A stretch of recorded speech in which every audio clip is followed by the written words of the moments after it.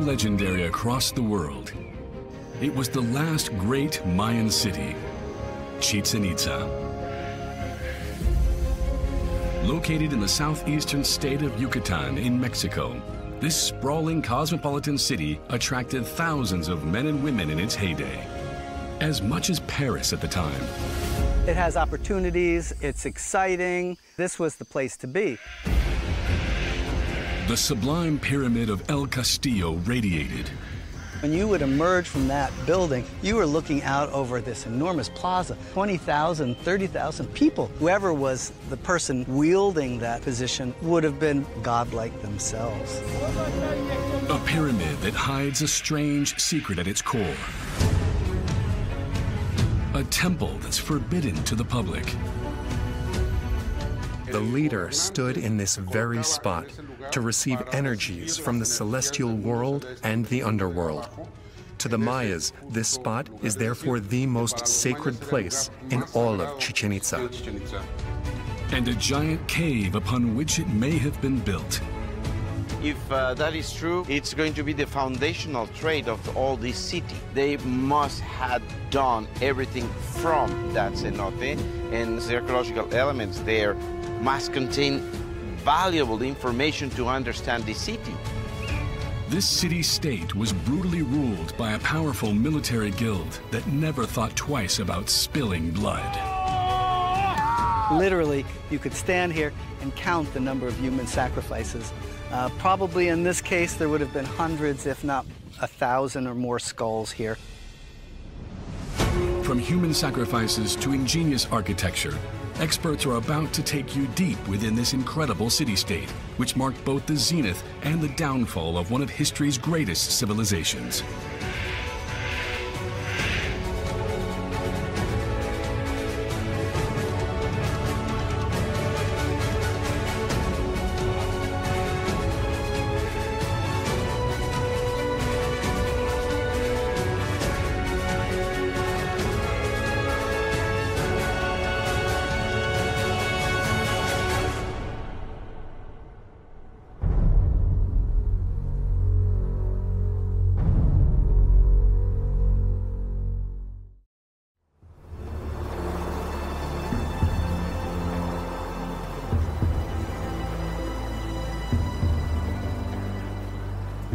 By the 11th century AD in southeast Mexico, Chichen Itza had reached its apex.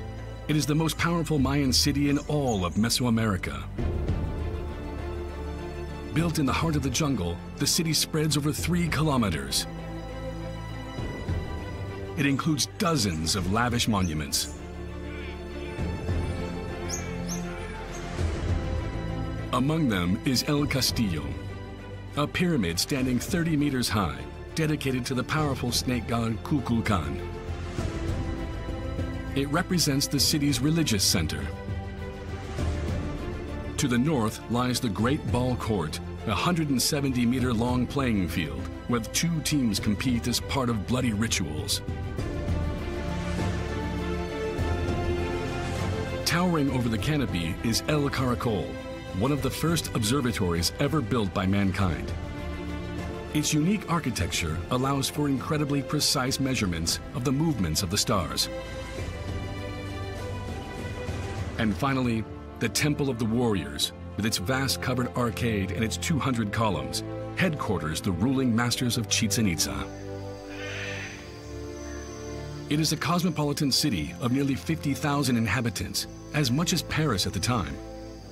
A truly unique city that hides a world of mysteries within its heart.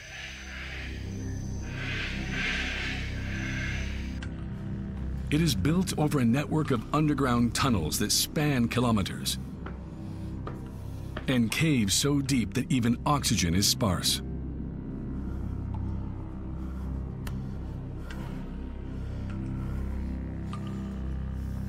We are in the heart of Earth. We are in the underworld. We are on the dark side of the universe. And yeah, this represented fertility, you know.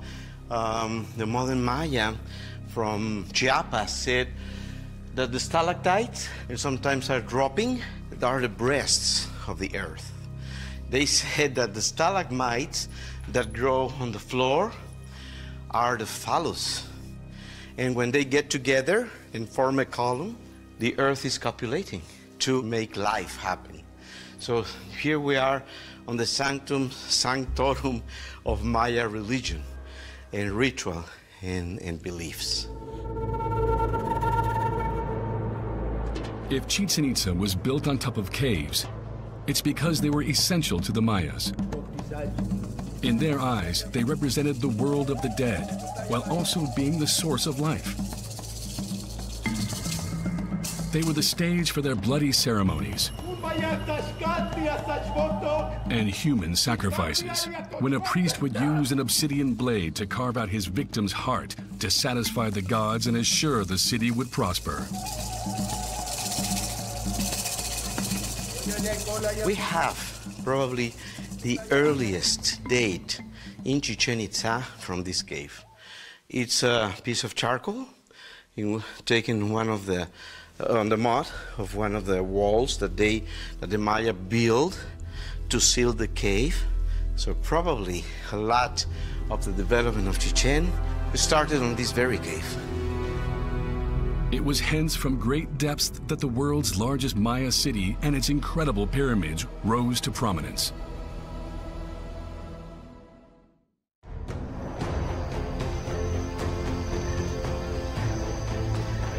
The year was 500 AD.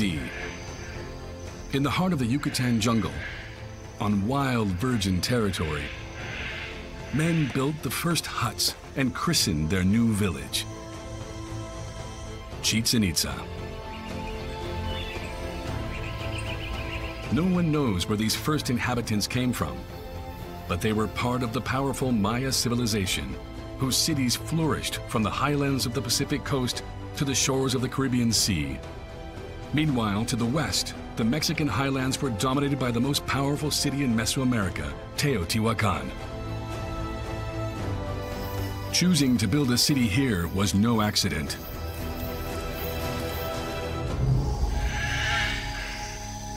This vegetal desert, the porous surface of which allows no lake or river to form, is actually home to an abundant source of fresh water, the cenote sagrado. This enormous natural reservoir is 60 meters wide and 40 meters deep, formed by limestone that eroded with rainwater. A water source seen by the Mayas as a gift from the gods. I do believe that the first builders of Chichen Itza came here because of the cenotes. And this one in particular, the most important sacred cenotes in the Maya area. I believe this is the mother of all cenotes. If we're talking about ritualism, if we're talking about cosmogony, this cenote was used to give offerings to the gods. Many of the offerings which have been found within the sacrificial cenote come from cities in the southern lowlands. So it is very likely that people went to Chichen Itza as pilgrims. Pilgrims that would strengthen the ranks of the Chichen Itza population. And that's not all, because 700 kilometers away, a terrible drought struck the Maya plains. Tikal, Caracol, and Palenque, large cities with tens of thousands of inhabitants, experienced a mass exodus. Their all-powerful leaders couldn't soothe the anger of the gods. We are understanding in archaeology is that communities, cities, villages are not forever. So maybe these people had to leave and they resettle a new place to live. So we see a general rise in the Yucatan in general of cities and communities in the period 7 to 8, 8 to 900. Chichen was one of these places. With the big cities crumbling in the south and given its sacred cenote, the odds were in Chichen Itza's favor to become a significant city. As a new order started to take shape, it began to work its way to the top.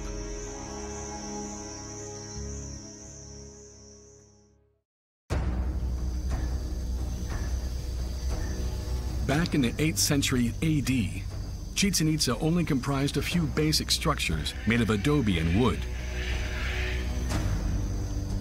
Competition was ferocious. Uxmal, 130 kilometers to the west, was leading the way. The city had undertaken an ambitious architectural plan. Temples, palaces, and pyramids were built to ensure its local supremacy. In the battle to be the best, Chichen Itza had no choice. It had to start building.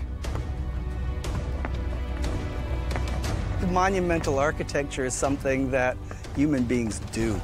It reinforces religious ideology. It reinforces our identity as a people. Who are we? But also, it shows power to build these things, the energy to do it, the economic power to do it, and also the power of the state to create these kinds of structures. Buildings that, unlike the people's humble dwellings, were made to last because the people of Chichen Itza had a highly desirable resource: limestone. A large deposit was found right outside the city.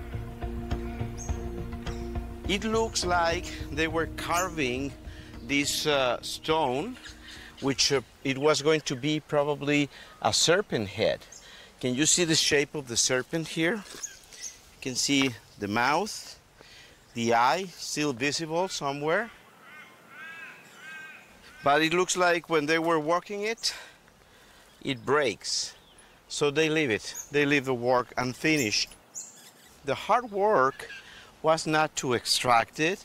The hard work was to carry it all the way to the site. You imagine how many people they needed and a special technique. Maybe they push this stone through rolls of wood, logs, so it could be manageable. But it's amazing to believe the big city of Chichén Itzá is built with big pieces of stone like this one. Without the help of pack animals and using the sole strength of their arms, the Mayas crossed the jungle carrying the heavy stones for hundreds of meters. That's how the first pyramid was built, El Osario. At 12 meters high, it was built atop a 25-meter deep cave, which is connected to the temple by a staircase. It's a symbolic doorway to the underworld. Further south, Las Monjas, a 50-meter-long complex, was the heart of the city.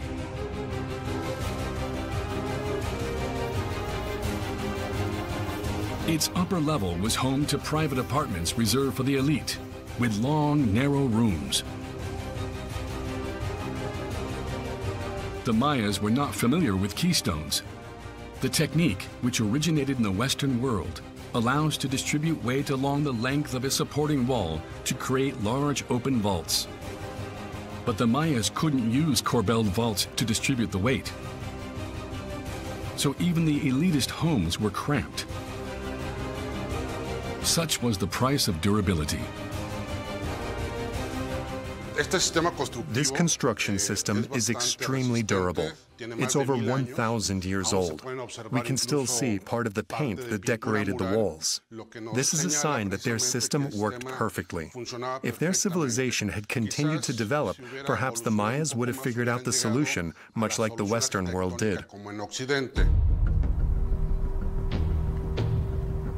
Below, buildings with impressive puuk-style sculpted facades, characteristic of the region, may well have housed the city's most powerful members.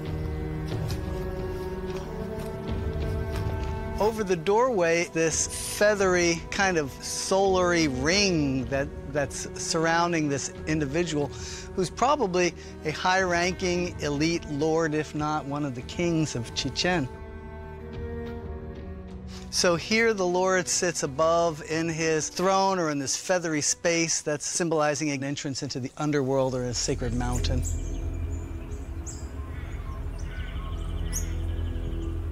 A ruler used Las Monjas as his palace. A pediment over one of the doors is inscribed with Maya hieroglyphics that provide precious clues to his identity.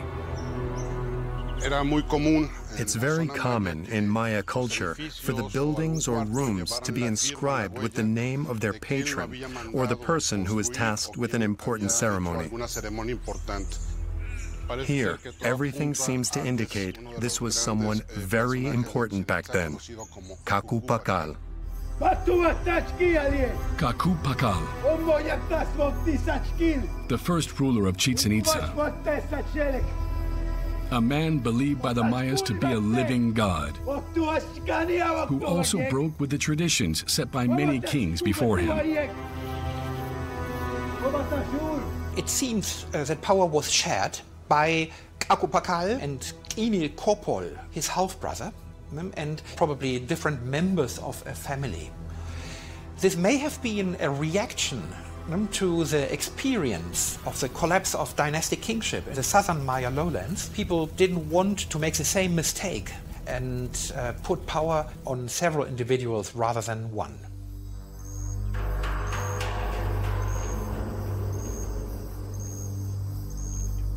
Like their ancestors for thousands of years before them, Pakal and his family drew their power from the stars.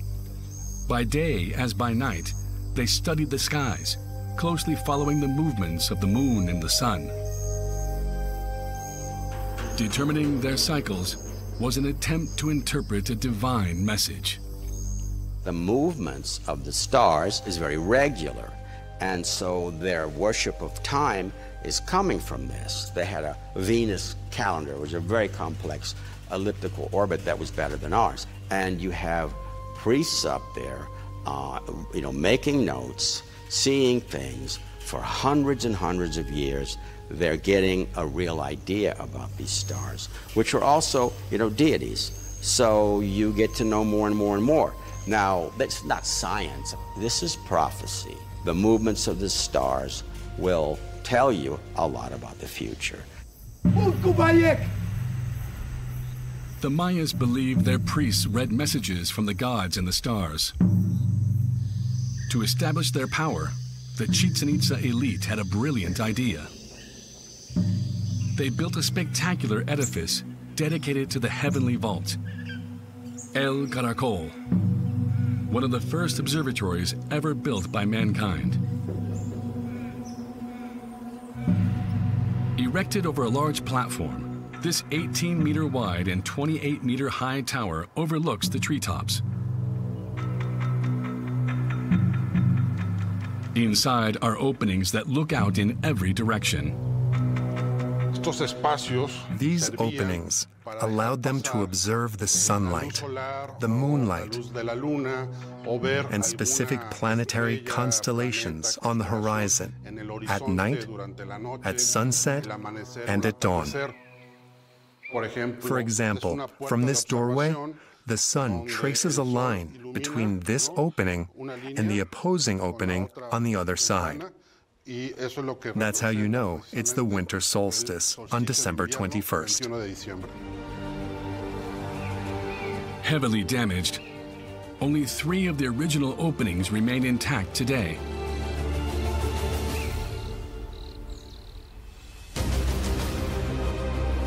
The first is aligned with the astronomical south. The second with the setting of the moon on March 21st. And the third faces the sunset on the autumn and spring equinoxes, as well as the northernmost position of the most sacred star in Mayan culture, Venus. People have argued that the Maya had the original Star Wars because they used Venus in order to predict when to go to war and when not to. Venus was not the goddess of love, but a symbol of war. And so observation was more than just about the beauty of observing the sky.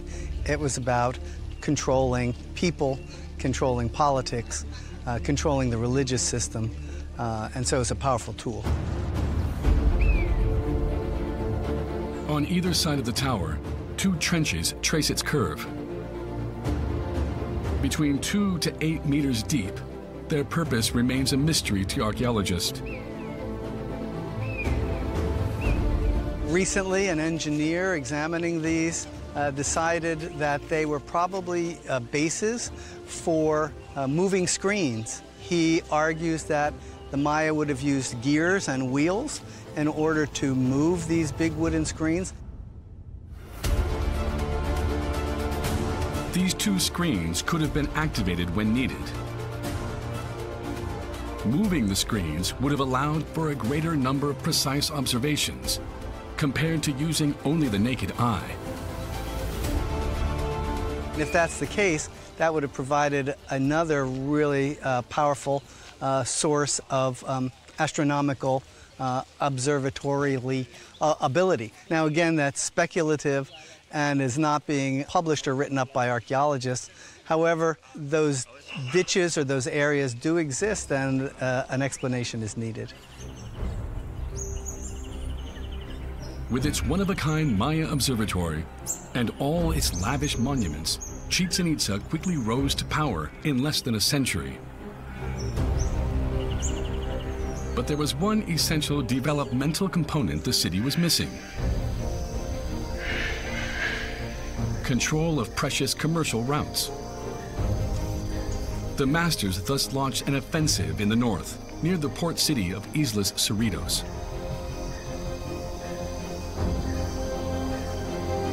Chichen was investing not only here, but across a larger landscape in order to develop and control trade. It couldn't have done what it did without access to the coast. I think they were eliminating the competition. They would get control of all the trade routes. I mean, I think they were a predatory state. I mean, they would get booty and all of that. But if you look at what happened in the period, not very long period, afterwards, or maybe even during, they were extending a trade empire. Their conquests allowed Chichen Itza to control a territory of 100 kilometers and gave it direct access to the sea and a strategically valuable resource: salt.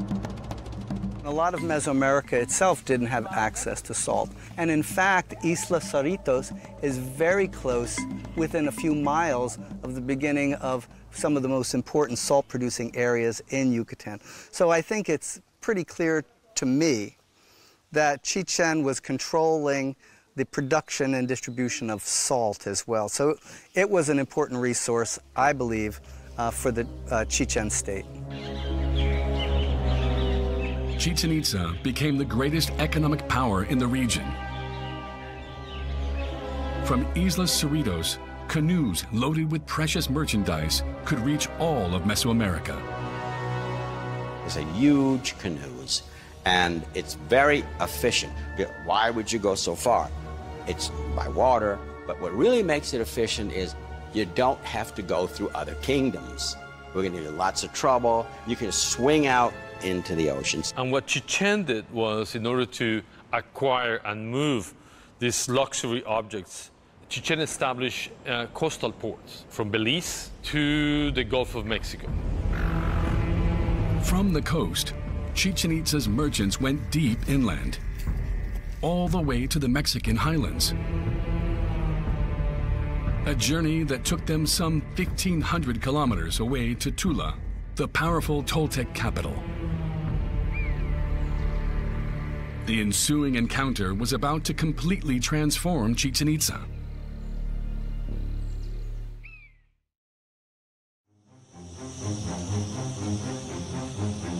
By the end of the 9th century, Chichen Itza's influence had grown so much that thousands of people migrated to the powerful city from all four corners of Mesoamerica. It has opportunities, it's attractive to people, it's exciting, politically, ideologically, from a consumer perspective in terms of goods and services, the city security, this was the place to be. And I think that in-migration was part of the process of the growth of the city. To welcome these new arrivals, Chichen Itza needed to expand again. The old city began to put up scaffolding. There's a time period where you start seeing the influx of international ideas. People start changing their houses. People start building additions to their buildings and reconfiguring things. Above all, the city's center moved north, where vast swaths of forest were cleared to make place for new buildings. When that happened, they didn't bring the stela. They brought to the new site center another way to depict or send a message about authorities. There's a sort of a big change in the architecture, in the murals, in the religion, in that layout. And the question is, what caused that? Previously built in traditional Maya style, the city began to radically change its appearance. In the new city center, one building came to symbolize this new trend: the Temple of the Warriors. This 150-meter-long complex is made up of several temples. Its vast underground chamber, supported by 200 columns, is unique in the Maya world. Crowning the top, two sculptures of the feathered serpent, a divinity that was previously unknown in Chichen Itza, frame a series of columns and bas-relief warriors. Archaeologists have long been intrigued by these architectural choices.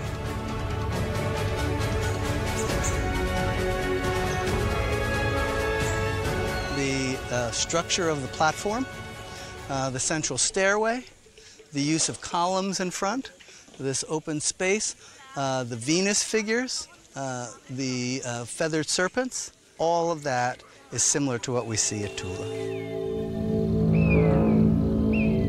Tula's Pyramid B, in the former Toltec capital, inspired the design of Chichen Itza's Temple of the Warriors.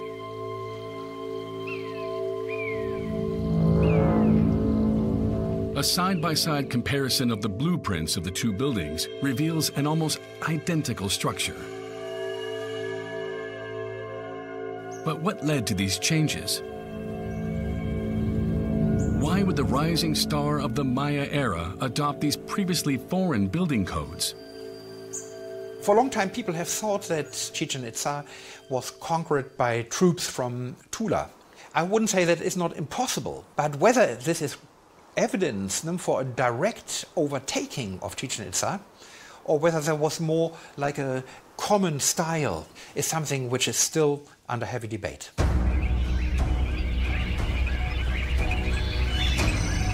Whether a Toltec invasion took place or not, there's no doubt that the two cities are closely affiliated. Chichen Itza adopted the codes of its distant Mexican cousin. A change in style that coincided with the death of Tikal and a comprehensive reorganization of power in the Maya city. There's clearly a shift in the political organization. This divine king is no longer celebrated. What we see is the celebration of warriors. So it's probably a place where the social groups, the different warrior societies, came, interacted, carried out their official business, and it probably was exciting for young men to have an opportunity to publicly display their military prowess and abilities. So in some ways, I think this was a place where people could increase their social status by participation. The Temple of the Warriors became the symbol of the new masters of Chichen Itza. A powerful guild of soldiers that planned to impose their will upon the city and beyond. Once admired, Chichen Itza was now feared. Military power was so much more important at Chichen than the Maya centers and more organized. These temples are temples of warrior guilds, like unions. And so they would gather there, and obviously they would have a lot of power. And then what were all these Chichen people dressed up like warriors with warrior guilds? What were they doing? You know, playing chess? It's war.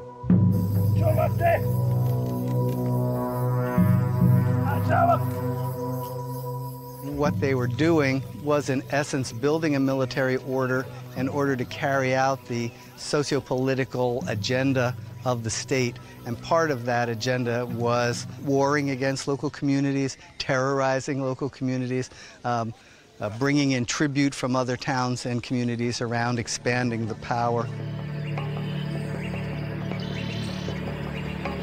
The powerful Chichen Itza army bended the neighboring cities to its will. Ekbalam and Uxmal were vanquished. The few survivors were bluntly herded to the city. Thrown into confinement cells, they waited to be sacrificed.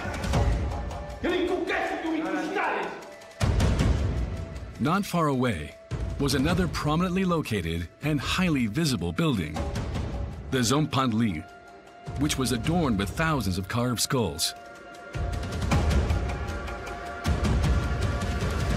There are sticks going through the skulls so that they would have actually been, if you had seen them, they're depicting skulls one on top of the other.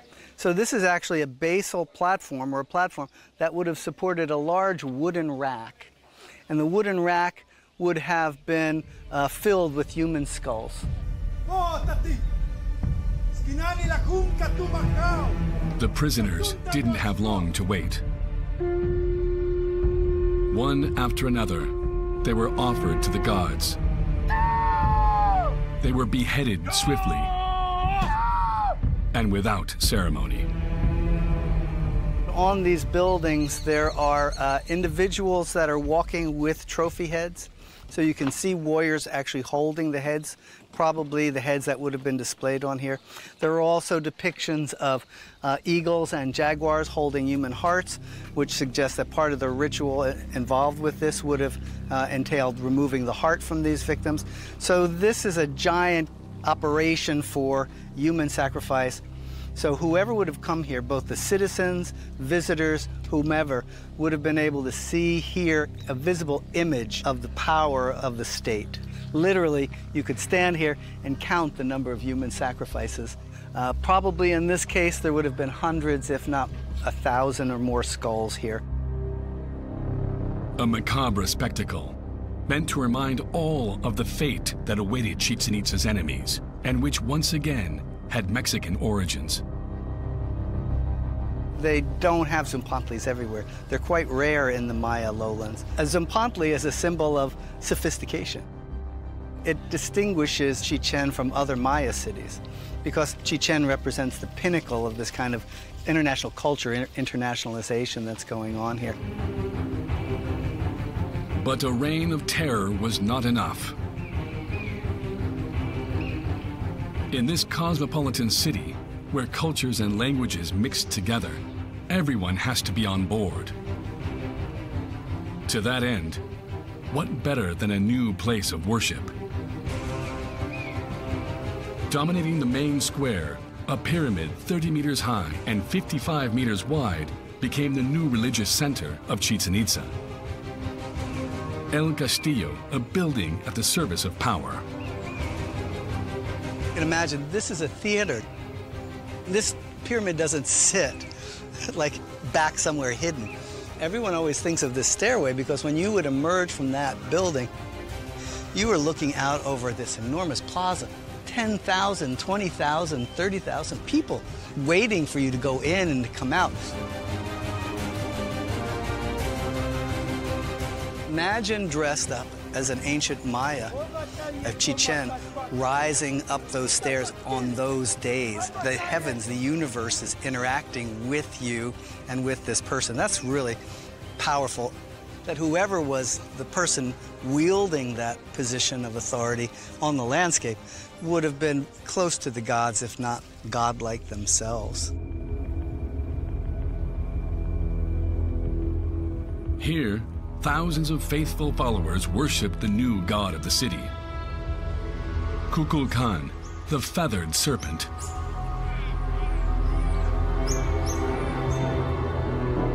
This being of Mexican origins was believed to be the messenger of the gods and the source of absolute power for he who knew how to listen.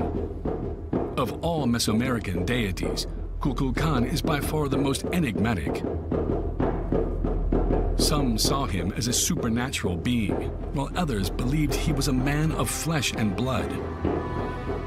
Between myth and reality, the true nature of this serpent god seems to have been lost in the fog of history. Did Kukulkan exist? I would say, yeah, it's a mixture of the human being and divinity. The key thing is here is where does the human being influence ends and where does divine figure appear? One of the issues surrounding the relationship between Chichen and Tula was always this idea that the feathered serpent of the Toltecs was a living person who at some point left Tula and came south to Chichen and founded the city. Now, most of us don't believe that anymore. Why Kukulkan becoming such an unimportant deal? That really does have something to do with the connection with Mexico. He's a big deal over there. He may have been a deity which was regarded as a leader of the foreigners, or somehow associated with the foreigners that came to Chichen Itza. By dedicating El Castillo to Kukulkan, Chichen Itza's elite formed a powerful bond between the Mayas and the communities of central Mexico and ushered in an era of social peace. El Castillo thus became the most sacred place in the city, connected to the most sacred star, the sun. This building didn't just sit on the landscape, it interacted with the landscape, particularly with the sun, for example. There are 91 stairs on each side.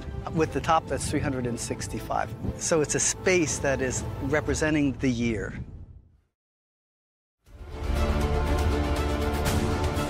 The solar cycle is at the heart of El Castillo's mechanics.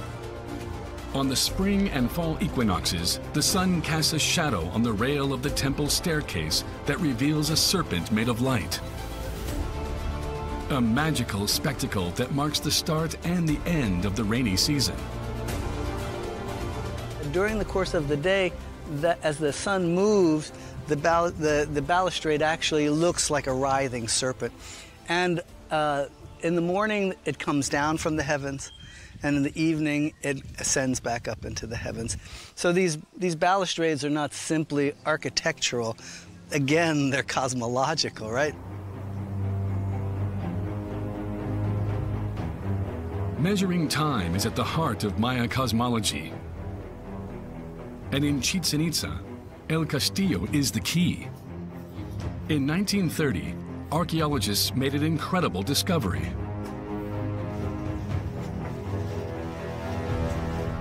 By digging this tunnel through the side of the temple,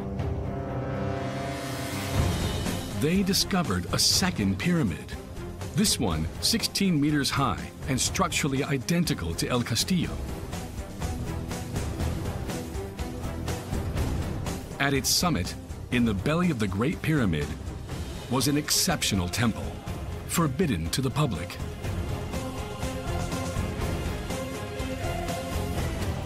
We learned that its construction was tied to the way their calendar worked.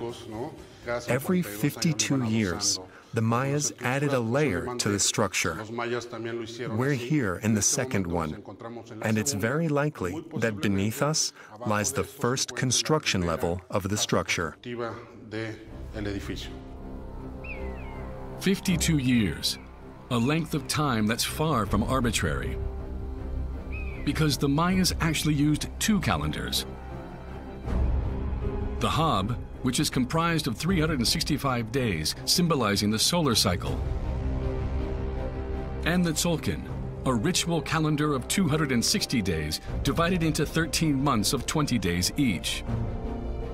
3 wheels of time that synchronize exactly every 52 years. By building their pyramids like Russian dolls, the Mayas prevented pillaging of the pyramid preceding El Castillo, a temple that hides one of the greatest treasures of Mesoamerica, the red jaguar throne. The jaguar is the symbol of the underworld. The leader stood in this very spot to receive energies from above and below, from both the celestial world and the underworld. To the Mayas, this spot represents the most sacred place in all of Chichen Itza, a place where only the leader of the city was allowed to enter.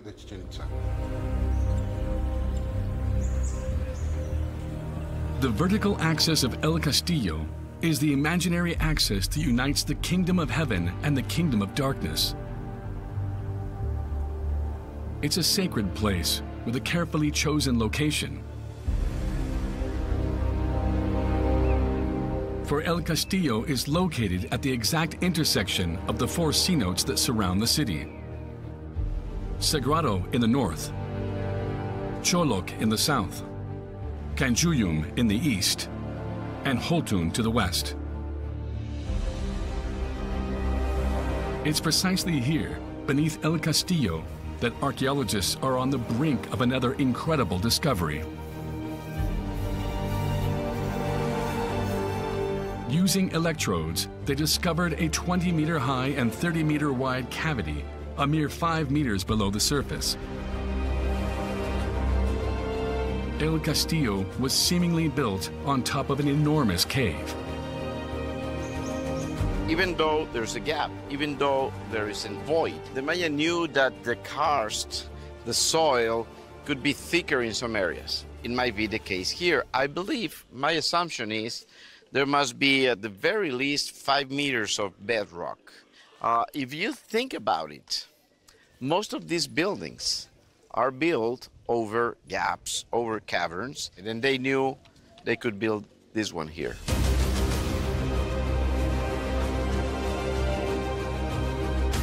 Only new excavations will determine whether there really is a fifth cenote here. A discovery that could provide precious new clues about the origins of the city.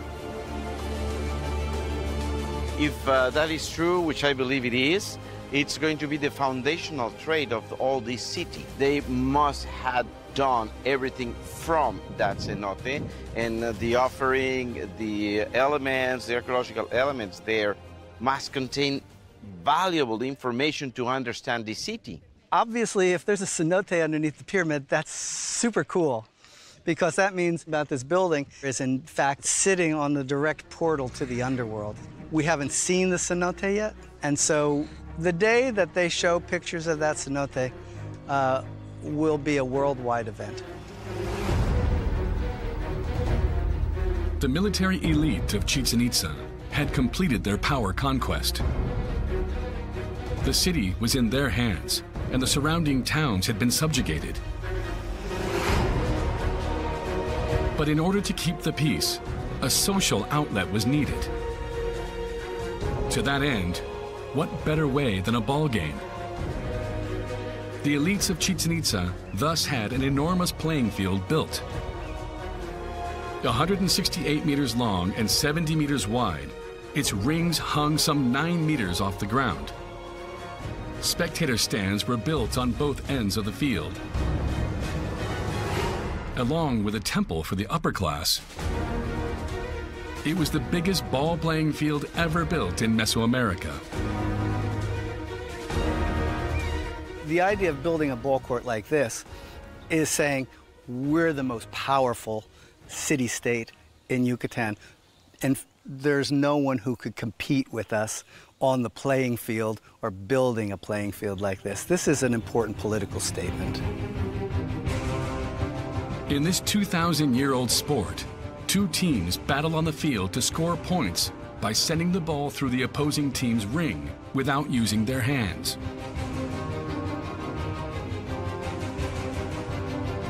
Sports are a way for society to interact with each other without going to war. They can compete on the playing field, and I think that they were doing that here.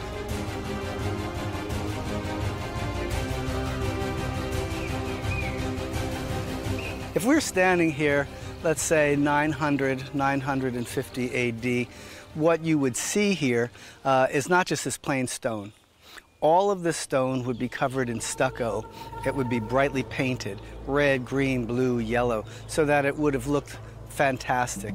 And you would have probably had audience members sitting atop this area here, important personages at the ends of the ball court, feasting and calling out to the ball players. This would have been a massive celebration. For an event like this would be like the Super Bowl. A game that players were hand-picked to play. But unlike American football, the game ended very differently. At the end of it, the losing players were sacrificed. If we were in medieval Europe, like jousting matches, these were the elites that jousted. The masses might watch, but the people on the playing field were the upper class. So they're not just sacrificing a poor peasant, they're sacrificing a lord. I'm sure there were people who did not agree, but I think what was expected of you was to agree.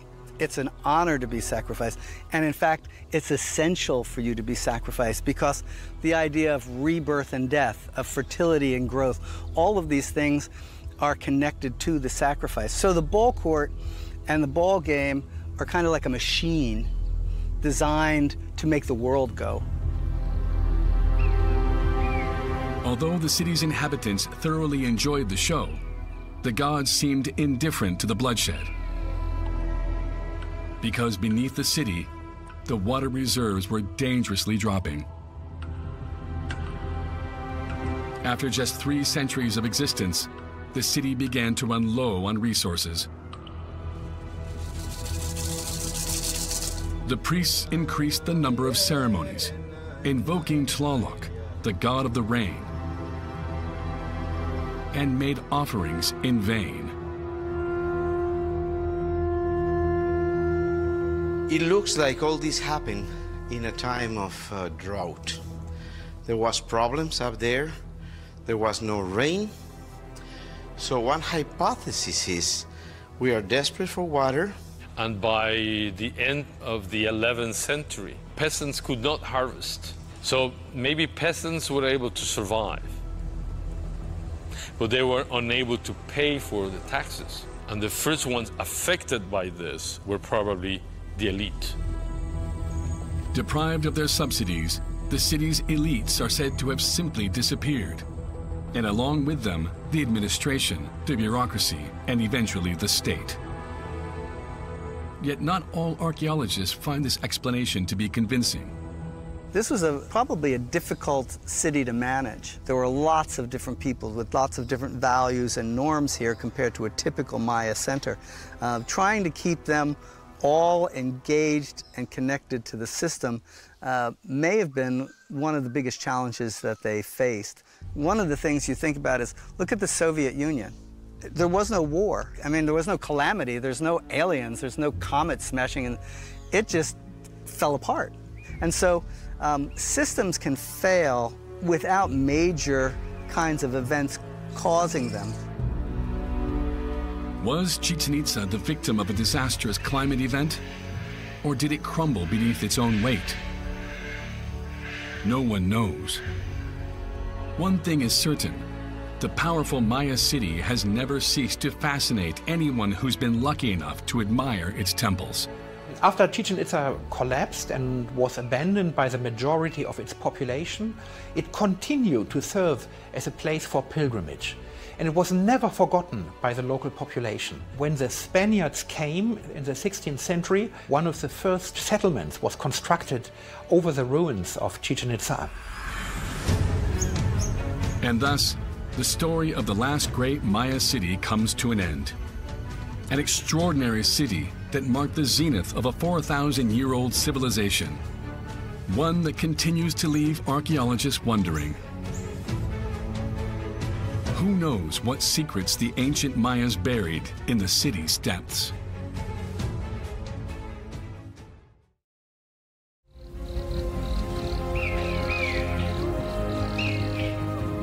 Who hasn't dreamed of these pre-Columbian temples? Of these faraway lands filled with legends? Who hasn't wanted to wander, guided by the sun, through the heart of Maya country? Tikal, Guatemala. This city, a genuine treasure of mankind for over 2,000 years, has been captivating visitors ever since it was rediscovered in the 19th century. The way they build these huge, tall, incredible structures. Imagine these buildings more than 1,000 years and they're still there. That's impressive. But it wasn't until very recently that experts made astounding discoveries thanks to state-of-the-art technology. An aerial laser system is undertaking a scan of the jungle, revealing that Tikal was once a sprawling sovereign city comparable to ancient Rome. It's the size of what is now Guatemala City. And Guatemala City can hold at least between 3 to 4 million of people. At 70 meters high, Temple 4, the second highest pyramid ever built after Giza, hosted gory sacrifices. At its base, a hidden tunnel unveils the secrets behind the extraordinary ingenuity of the Maya civilization. You can make jokes to the Egyptian archaeologists when you see them about their sad little pyramids. A gigantic citadel buried some 10 kilometers from the city's center. Fratricidal wars, a voracious appetite for sacrifices, architectural genius, and a mastery of science and astronomy. All part of the Odyssey of Tikal, the most bewitching Maya city and of its builders, from its expansion to its mysterious disappearance.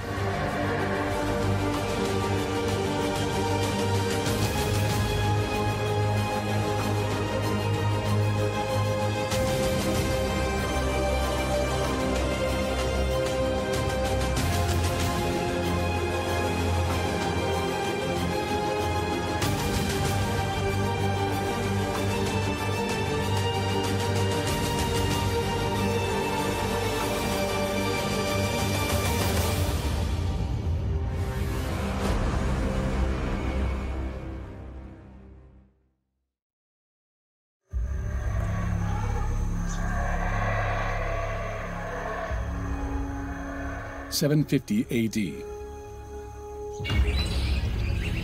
In the heart of the deepest jungle of the Petén region in northern Guatemala rose the city-state of Tikal, the largest Maya city ever built at the time.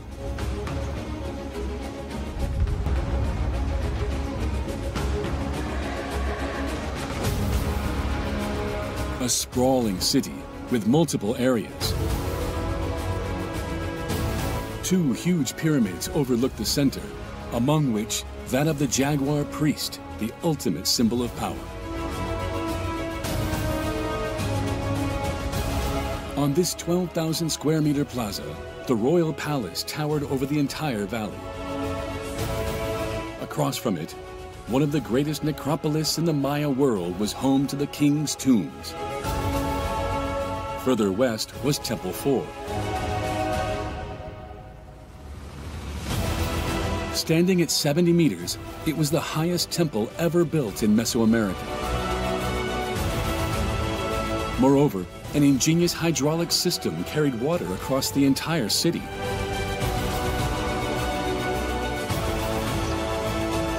All of this brilliance was at the service of the most powerful Maya kings, considered gods among men. This is where they flaunted their power in front of hundreds of thousands of people during massive ceremonies. It would have been an amazing spectacle and a great source of power. I mean, they had wars and so on, but if you're a ruler of one of their vassal states that's, 100, 150 kilometers away, you would come to this and you would have the honor of being a participant. The theater is the thing. It is not reinforcing power. It is a great part of the power itself. The kings exerted their power over a plethora of Maya cities that were under their rule. And yet, in just a few decades, the mighty Tikal would mysteriously sink into oblivion.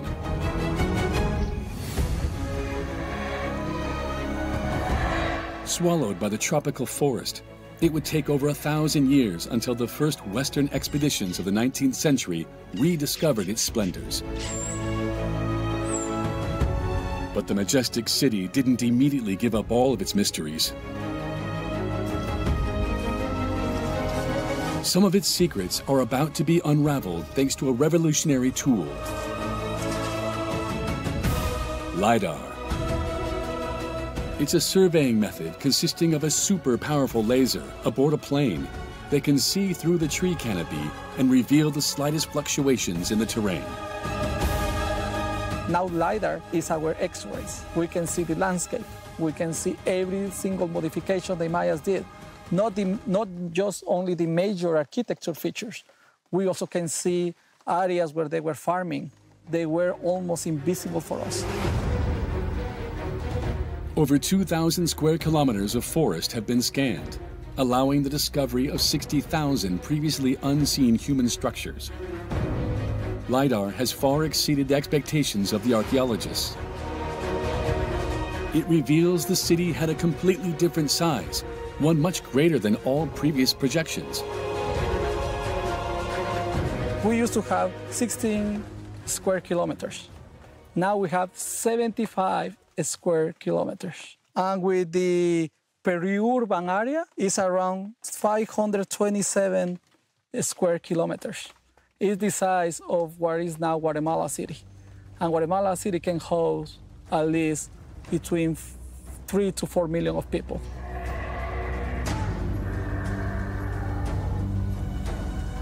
This discovery gives rise to several new questions.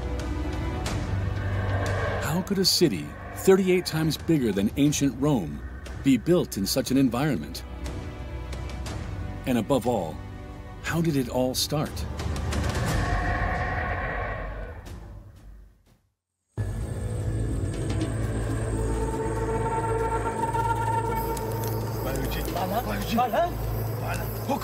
Around 800 BC, a first community made its way to this steep location overrun with vegetation.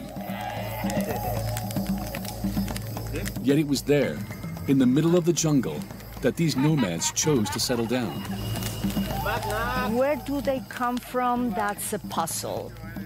All the Maya territory was in movement all the time. It's like a soda water in a cup. You start to see a lot of bubbles. And that's where things is happening here in the lowlands. You start to have a lot of communities that were moving around this landscape, hunting and start to farm. These first inhabitants were soon joined by others that swelled the ranks. What was a simple community turned into a village. Tikal was born.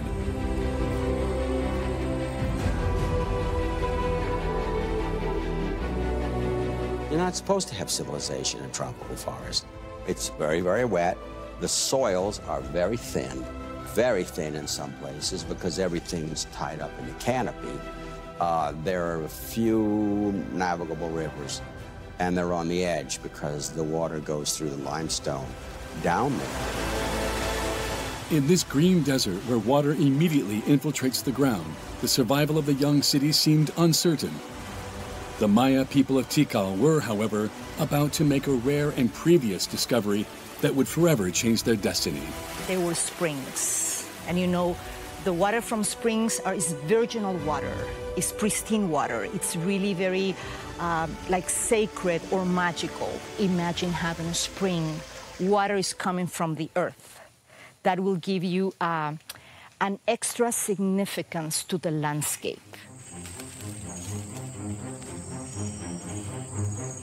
A blessed land on which the inhabitants of Tikal would erect a first temple. The Lost World Pyramid. Located in the southeast of the current city, this pyramid was rebuilt on several occasions. When they build the first structures, they want to build another larger. What they do, they cover this one and they start to make another one on the top. It's like you're looking at an onion when you cut it and you see different layers. the earliest layer will be here in the bottom. And that's where they found over here in 1980s. Then it's one of the oldest structure in Tikal. This 30-meter pyramid actually conceals 5 other older ones. The first was built in 600 BC. It was only 3 meters high and 24 meters wide. Despite its modest size, it became the nerve center of the Tikal community. From the top, priests used to observe a spectacle orchestrated by the gods themselves. The heavenly vault and its myriad of stars. You have priests up there, making notes, seeing things for hundreds and hundreds of years. They're getting a real idea about these stars. The movements of the stars will tell you a lot about the future. They also tell you when maybe you need to do some rituals or sacrifice. Being able to predict the future was the key to the immense power reserved to the local elite. A power for which they acquired knowledge about the cycles of Venus, the moon, and the sun. In Tikal, the king star would even condition the construction of the city center. These buildings are the ones that make the solar observatory, and depends how the sun moves in the sky. And we'll start over here and we'll continue moving, and that's how they can mark. That's where you need the 3 buildings, and the sun will rise behind them. Sitting on top of the Lost World Pyramid, the priests observed the motion of the sun. In October, it indicated the beginning of the dry season. In April, the start of the rainy season. That's how the perfect orientation of the temples symbolized the winter and summer solstices. The Maya used this system to figure out when to sow and when to harvest. Of all ancient civilizations, they would become the best astronomers. It wasn't astronomy, this was astrology. They weren't trying to refine science or something. And there really is this, it's not just Mesoamerica, all around the world, Stonehenge or whatever it is, this is something that people record. But the Maya got such a good control of it. That's one of the reasons they worship time. It was so regular and impressive. In the 1st centuries AD, Tikal was one of the most flourishing cities in all the Maya lowlands. But its fate was about to be shaken up by an unprecedented event.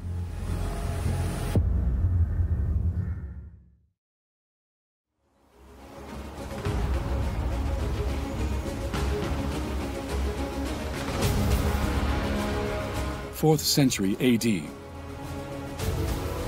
Central Mexico. Teotihuacan. The largest Mesoamerican city ever built. It was the capital of a mysterious civilization looking to stretch its empire and take possession of the riches of faraway Maya territory. Tikal was a city that was highly cultivated. It was a very sophisticated city, and Tikal remained as a leading power in the Maya lowlands and was very attractive for Teotihuacanos. January 378. Men traveled across the arid lands of Mexico towards the Petén. They were Teotihuacano soldiers equipped with the best weapons of the time. The event is narrated on a headstone in Tikal.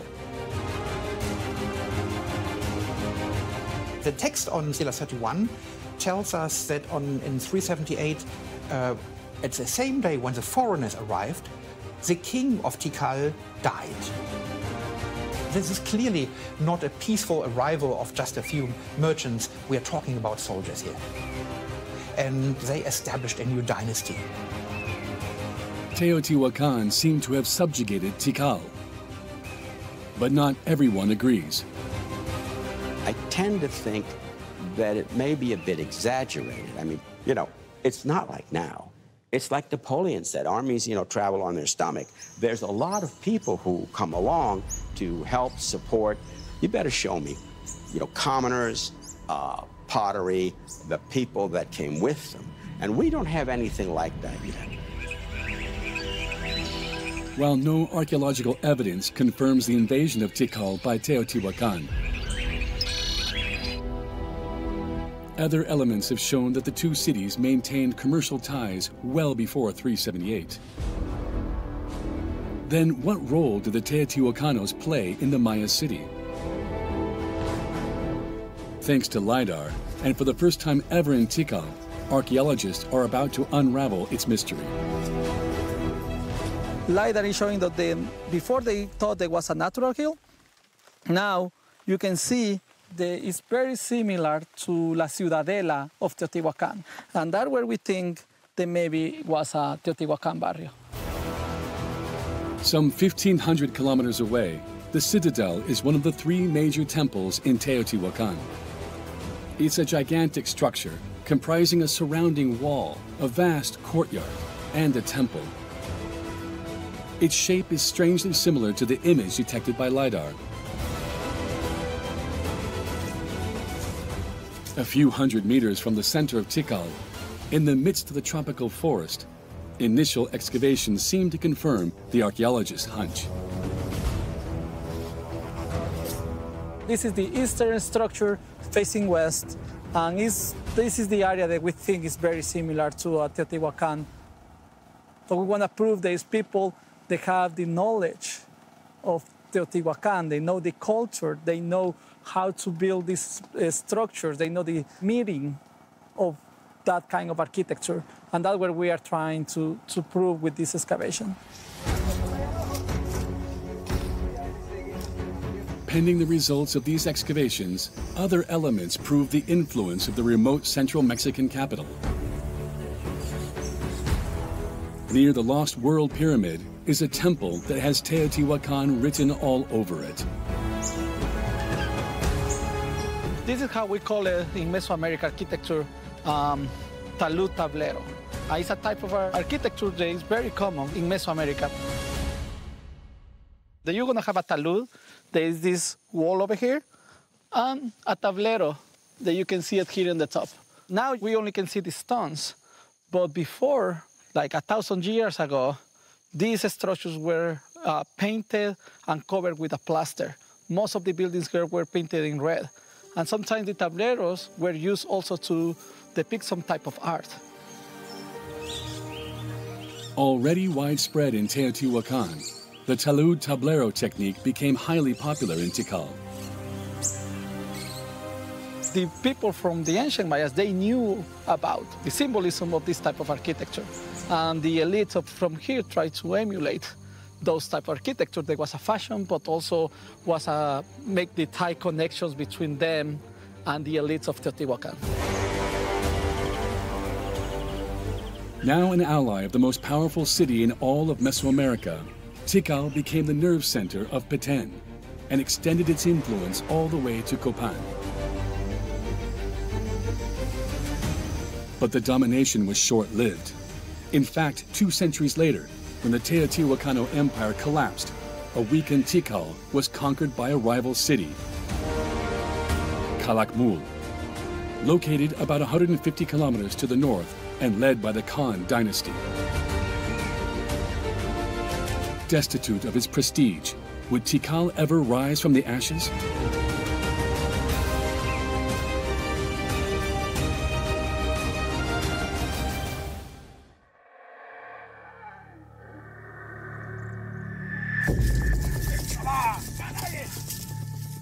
August 6, 695.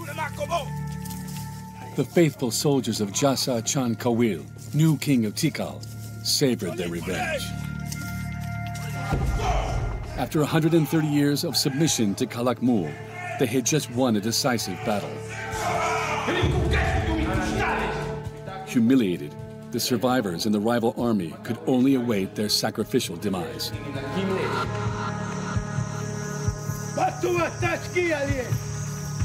To mark his victory, Jasa Chan Kawil ordered the construction of 2 gigantic temples.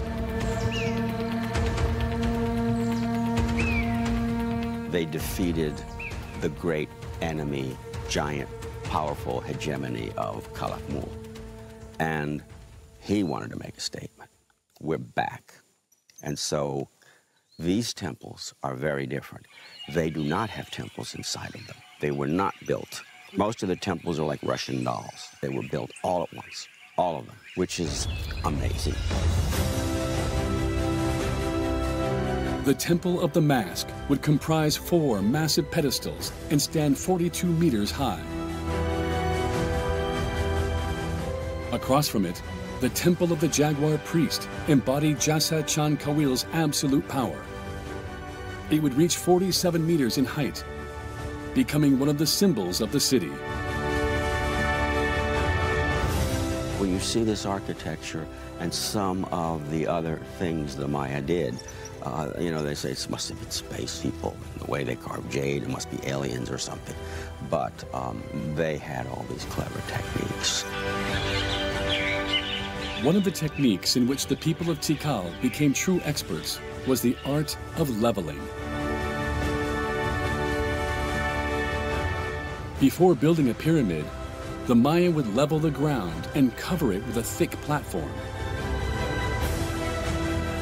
One of the things that people don't realize about Tikal is that the massive amount of labor that goes into platforms. This whole area looks nice and flat. It's an enormous platform. But what is really impressive is that the whole area of the site is a series of platforms. For the main plaza, the Maya built no fewer than 12,000 square meters of platform. It took about 16 square kilometers of it to level the center of the city. These platforms and pyramids, however, required astronomical quantities of material. They also represented a considerable technical challenge for a people that didn't master metalwork. Luckily, the subsoils of Tikal were packed with an easily accessible and endless resource: limestone. The Maya exploited the limestone in different ways, not only for construction material, but also for tools. The core of the limestone, it's very hard. So they created axes, they created hammers, they created spears. They used these tools to extract the millions of tons of stone needed for their colossal construction sites. So they design the trace of the stone that they want to cut, but also they burn the limestone in order to create plaster to cover all the walls. That is showing us the knowledge and sophistication that the Maya achieved by controlling and using this material. The Maya had to carry the carved stone on their backs, as they didn't have beasts of burden. Yet it took them less than 2 decades to complete what would become the new city center. An enormous endeavor carried out by thousands of workers. This is something you do for the Holy Lord. And it wasn't because they were forced to do it. They had captives, but they didn't have a lot of slaves. I don't think anybody was coerced. We find that hard to believe, but again, they were devoutly religious. Atop this new pyramid, and away from prying eyes, Jasa Chan Kawil was about to perform a sacred ritual. A self-sacrifice during which he pierced his own penis. The ensuing blood was thought to have prodigious virtues. Blood is the absolutely central element to all their thinking.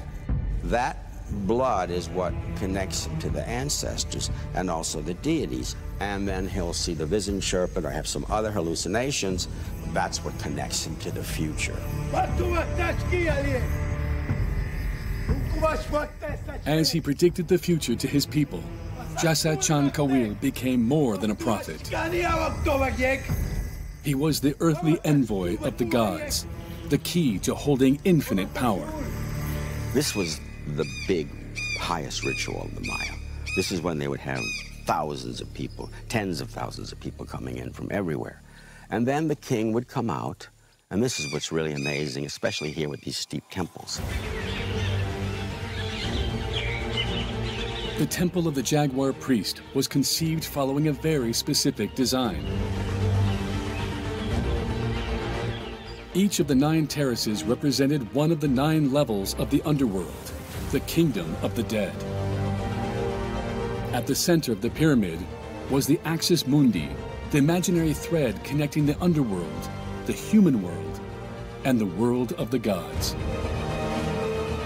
In Maya hieroglyphic writing, the word for temple is width, which is the same word as mountain.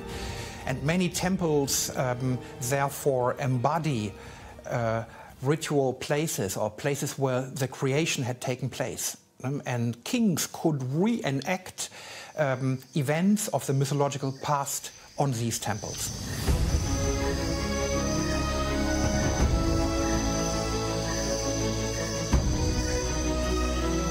But in the meantime, it was south of the main plaza that Jasa Chan Kawil would reign over the world of the living, in a palace overlooking the entire valley.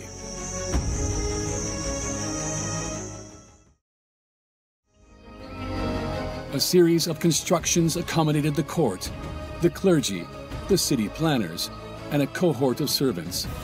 Between 200 and 300 people lived around this inner courtyard, all in the service of the king. In that central room is a throne where the king would sit and the visiting people would come, sometimes nobles with a petition, sometimes another visiting ruler. And this was a private area for elites. Festivals in here where the nobles and rulers would, they would often be, there'd be hallucinogenic enemas on one side, and the king is dancing, you know, and there's others dancing with a snake, and some of the nobles are looking up into the air, and there's floating porcupines wearing beads and an enema pouch over in the side. They were obviously taking hallucinogens.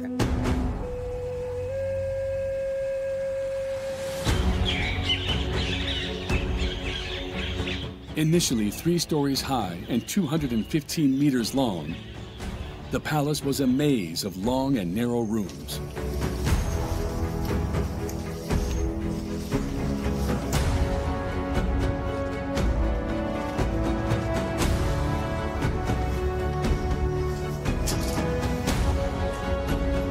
The rooms tend to be narrow because they did not have the true arch. They had the corbelled vault, they call it, which the stones, it's like a child with blocks building this stone, and then another one closer, another one closer, another one closer, and a capstone. So it's unstable, there's a tendency to collapse.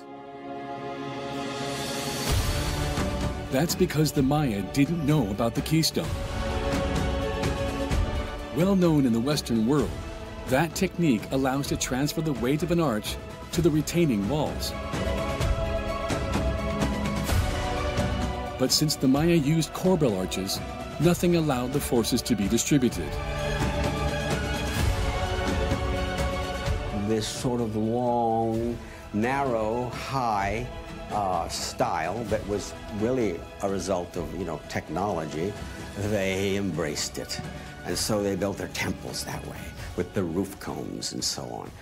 Because there would be wooden things to sit on with beautiful pillows and curtains, and it would have been a beautiful little room.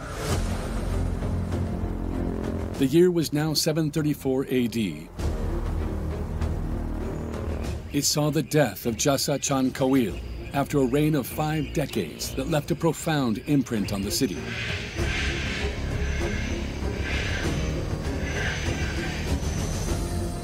His body was buried 6 meters under the pyramid of the jaguar priest. And it's a massive burial. It's a huge burial chamber, one of the largest burial chambers we know from the Maya lowlands. And after the burial chamber, the temple, Temple 1, the temple of the Great Jaguar, was constructed over it. Jasa Chan Kawil thus joined the pantheon of the kings of Tikal. Before that, about 20 of his predecessors had been buried just a few feet away in the North Acropolis. During a lavish ceremony, the deceased was groomed for his final journey. Luxurious offerings demonstrated his rank.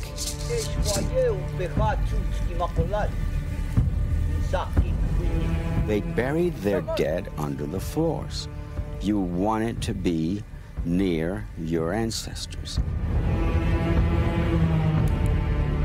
And if someone was important, they might turn that eventually into a shrine, and it would become bigger. And here, especially in Tikal, one structure would then grow into a temple. This is one of the great unique things of Tikal, that you have one place where they are all buried. It's a cemetery of kings. About 100 temples were built on top of one another over the course of centuries. Some of them covered monumental sculptures of Shak, the rain deity. Tikal reasserted itself as the staple city of the Peten. Its future king would have to defend that status, which aroused the envy of the neighboring cities.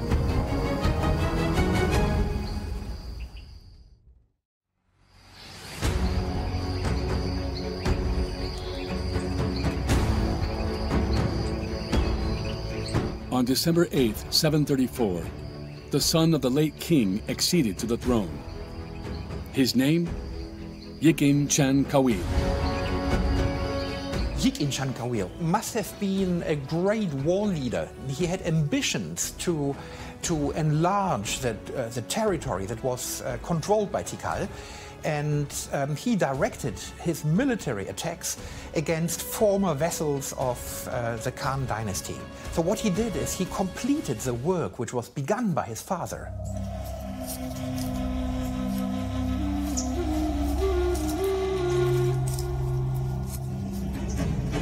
Yikin Chan Kawil sent his soldiers to wipe out the last resisting bastions of Khan faithful. He thus consolidated the borders of this empire. But flooring his enemies wasn't enough. It's just like Renaissance Italy in that the battling was not just war. It was who has the best rituals. Look at the temples, you know, who has the artists. Exactly like the Renaissance. To reinforce his power, Yikin Chan Kawil embarked on the construction of a temple more ambitious still than his fathers before him. Temple 4. Now covered in jungle green, it peaks at 70 meters. It is the highest temple ever built in Mesoamerica. The inclination is really, really steep. And the amazing thing is these steps, they go down like 200 meters. And the king would genitally bloodlet. Imagine if you had just lost liters of blood, and then you would process with 200 pounds of equipment down these stairs in a dignified way. And they had to train the princes probably from the time they were 5 or 6 in doing this. And I know of no case that is recorded anywhere of a king falling, because you're dead if you fall. So I mean, it's just, that is also impressive. I wouldn't want to be a Maya king, by the way. Temple 4 featured a dizzying slope of 82 degrees. How did the Maya design this pyramid that remains intact some 1,300 years later? In order to understand, archaeologists dug up a tunnel to the heart of the pyramid. Much to their surprise, they discovered another structure inside. We are right now in front of those walls. We were thinking that that was an earlier version of the temple. But once we saw all the way on both sides and in different sides of the structure, we come to the conclusion, talking with the masons, this was not an earlier version, but a construction beams. Some 250 cells, each 4 meters in length and 1.6 meters in height, were appended to one another all the way to the top, like a giant beehive. This structure supported 119 cubic meters of backfill and prevented the pyramid from collapsing under its own weight. Architects, Tikal are recognized to have been one of the best in the Maya area. They knew they had to do something. I mean, they were afraid it would fall down.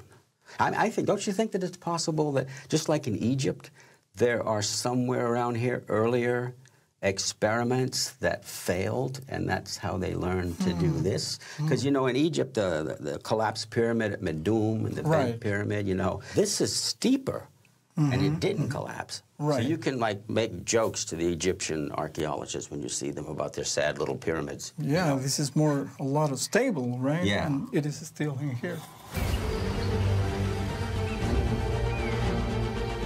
In order to support the colossal weight of the pyramid, the Maya had to stabilize the ground.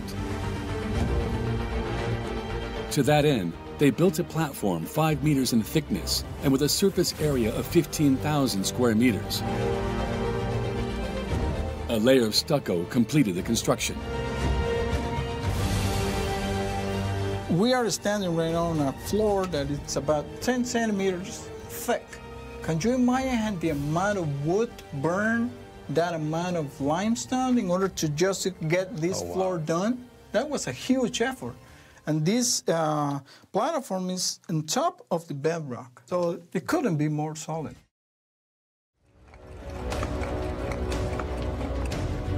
It would take the Maya workers less than 10 years to build Temple 4. An absolute feat. That's very fast, you know, because the Egyptian pyramids, they would sometimes build it just when the next pharaoh was born. They would start building it. It took so long. Yeah, it's incredible how the ruler was concentrated with such an amount of people and resources, and how sure he was that he was going to make it. I mean, once you began, that is not something, oh, okay, I'm going to leave it just like that in the middle, or a third, or 1/3, or 2/3. Once you are on the enterprise, you need to finish it, and he made it. The construction of Temple 4 marked the apex of the city. Based on the latest estimates, its population then reached 60,000 people. This required enormous water and food resources. If you really want to have these huge cities, you have to make sure that there's water available for everybody. And you don't have to walk 5 kilometers to bring a jar of water. It was obvious that the city couldn't solely rely on its single source of water. The Maya, hence, had a brilliant idea. Using the inclination of the squares to collect precious rainwater. This park was open to the public. They hired an Italian company whose specialty was hydraulic systems, because they wanted to make sure that when it rains, water won't interfere with the visit.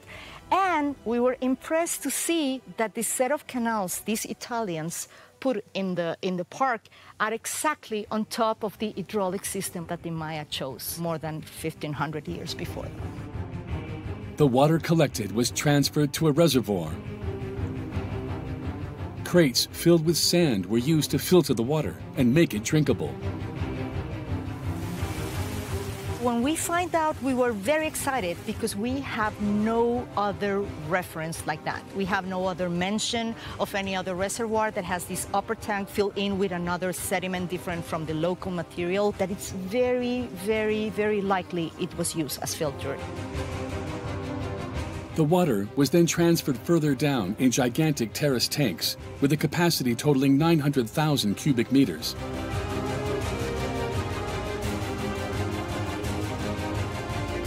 To control the flow, 2 huge dams were built.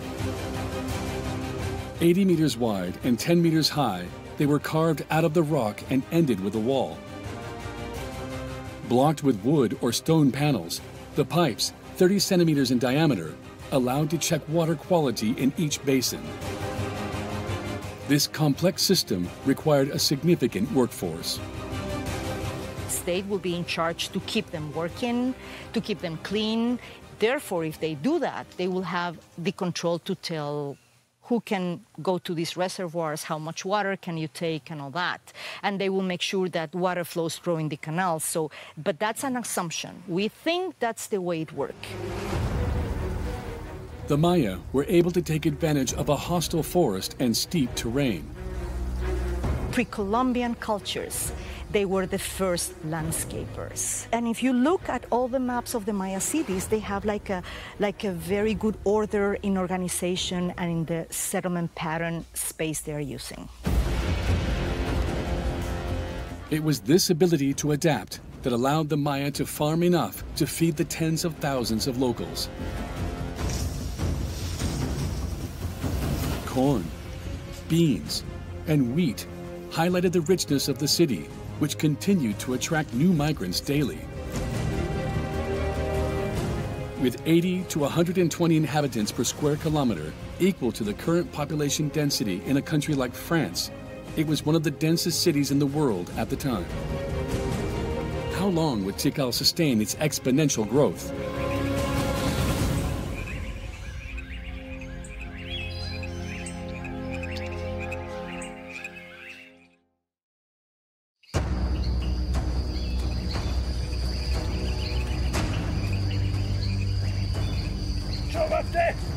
By the middle of the 8th century, the city had vanquished all of its enemies. It dominated an enormous territory, stretching from Calakmul to Naranjo. Yet it struggled to manage such an imposing area. There was a vacuum of power, and many local lords and local dynasties started to proclaim themselves as independent kings. They say, I am the divine lord of Tikal. And all of a sudden we have 5 or 10 divine lords of Tikal. For me, this is the beginning of the end.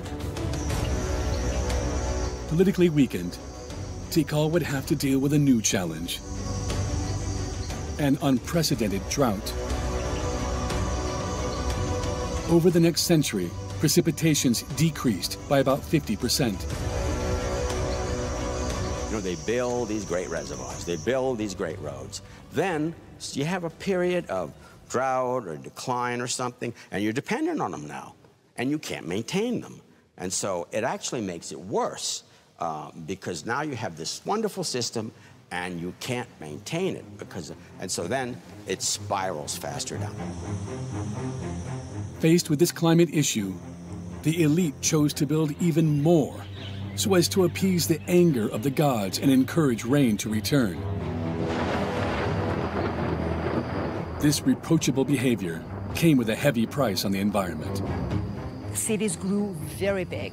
They were really abusing the landscape, like cutting too many trees. If you see, for example, the post holes of the pre-classic, there are these big trees.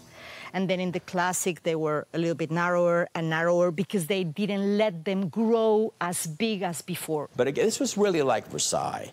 It was incredibly impressive, huge expenditure of energy and setting the stage, you know, for the revolution.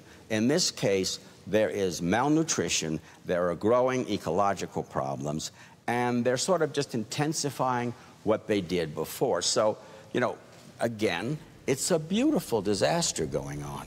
I mean, the temples are impressive, and this sculpture and that sculpture, but that really doesn't help the economic system. The city became an ogre that consumed everything in its path. Little by little, the people of Tikal lost faith in their leaders, who multiplied the ceremonies hoping to stay in power.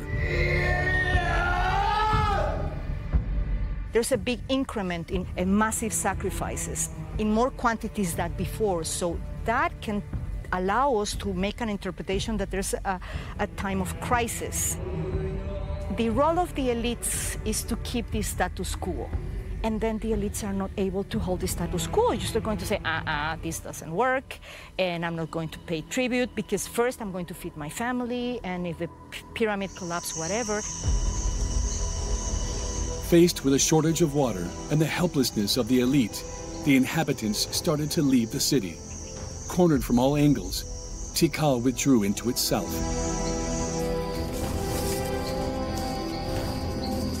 Thanks to their use of Lidar in the jungle, archaeologists have discovered the traces of the city in dire straits.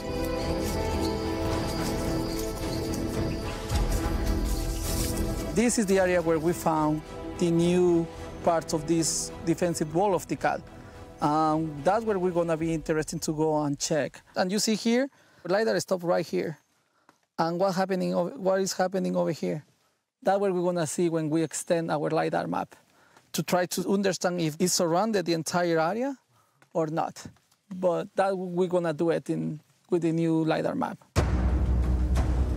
A 6-meter-tall outer wall seemed to have surrounded the city. But for what purpose? What were the elite of Tikal fearing? It's not just for protecting during a war. Also, it's trying to make people to don't move. Like also, you can stop some type of migration. We know the Mayas migrate a lot. When a city collapses or something, people will moving. And I think also it's controlling people. And we still don't know who was able to go and cross and get to another city. Everybody could do it, or everybody can go and farm in different cities. We don't know that yet.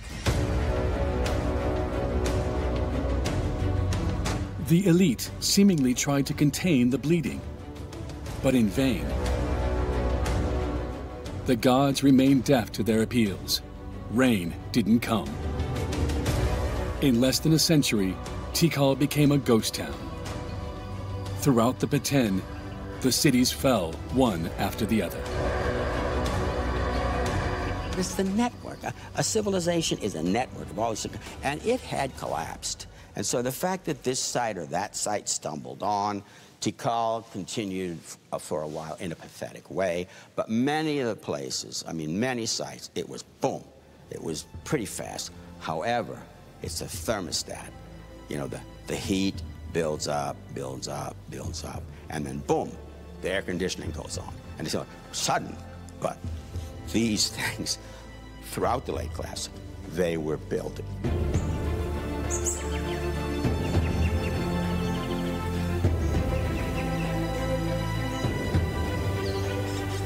And that's how Tikal collapsed, after being one of the greatest and most glorious Maya cities of all time. A gigantic city with vast unexplored sections that Lidar is finally revealing. Under the thick jungle, the city-state isn't done revealing its secrets. Who knows what revelations Tikal still holds about this astounding civilization of builders.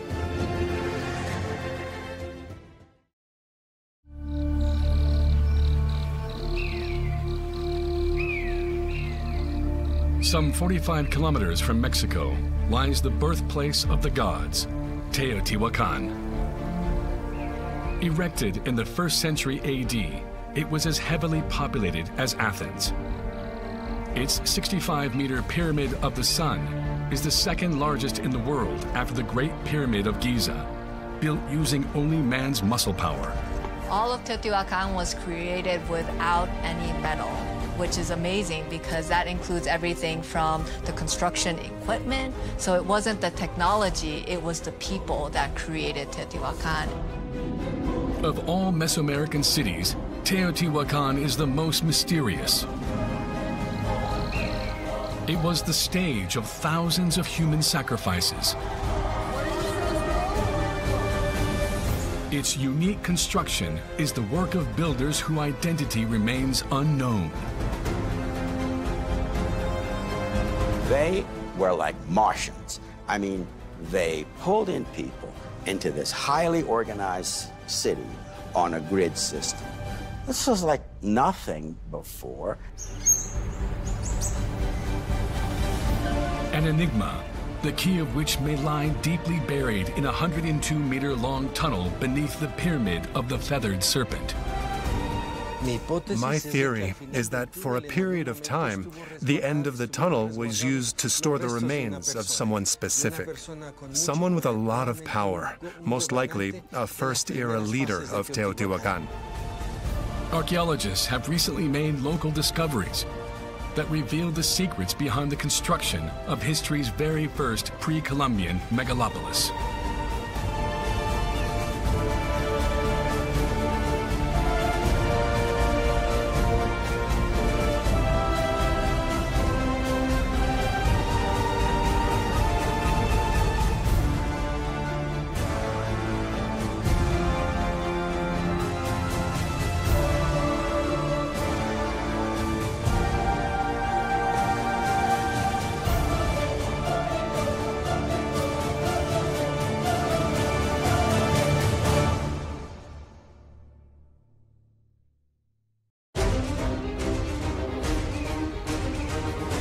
Teotihuacan, a city born out of an incredibly crazy idea.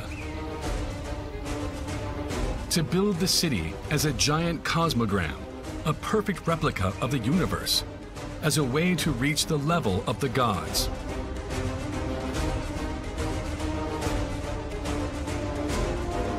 Following a perfectly orthogonal layout, the city is divided into 4 quadrants, separated by 2 avenues, oriented by the 4 cardinal points.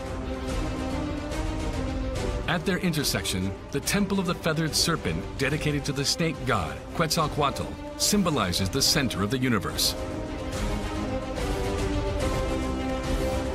At the north end of the 2-kilometer-long Avenue of the Dead is the Pyramid of the Moon, standing 42 meters high and perfectly aligned with Cerro Gordo Peak. Facing west, the 215-meter-wide Pyramid of the Sun is only rivaled by the Great Pyramid of Giza in Egypt. The surrounding lands feature 2,200 dwellings spreading over 23 square kilometers. A gigantic city that reached 200,000 inhabitants in its heyday, and which took 5 centuries to complete. Teotihuacan was an impressive city, one of the 5 largest cities in the whole world back then. It's really not just the city, it's a landscape. It's so massive that the imprint of the ancient city still is making thousands and millions of people from all over the world come to visit it. That's how successful they were as far as creating a convincing template that attracted that number of people. The city became a hotspot for worshippers, thanks to its many lavish ceremonies, much like on this night in 350 AD. From the Avenue of the Dead, tens of thousands of pilgrims marched toward the Pyramid of the Moon. At its peak, and with their hands tied, men awaited in fear. Coming from all 4 corners of Central America, they were diplomats, warriors, or merchants. All well-born individuals whose sacrifice was expected to please the gods and consecrate the imposing monument.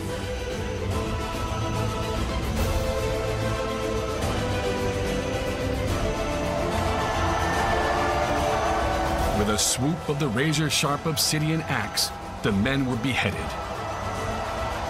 They all suffered the same fate, and their corpses were placed in the heart of the Great Pyramid. Every culture in the world practiced sacrifices, even the Romans and the Greeks. They all practiced human sacrifice, but it was something very special here.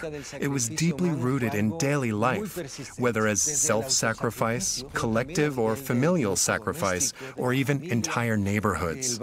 You don't select just anyone for sacrifice. They have to be specific individuals selected for becoming the ultimate sacrificial victims, representing the state that are able to fulfill the function of a successful ritual dedication. For what reason?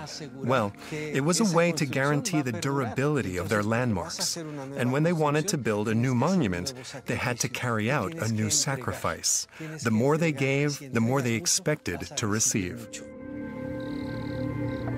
While it is the most impressive, Teotihuacan is also the most mysterious city of Mesoamerica.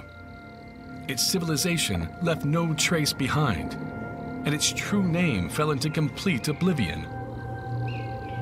It was only centuries after its fall that the Aztecs, standing before such perfection, gave the city the name of Teotihuacan, meaning birthplace of the gods. One question has continued to plague archaeologists ever since. Who built this most incredible pre-Columbian city?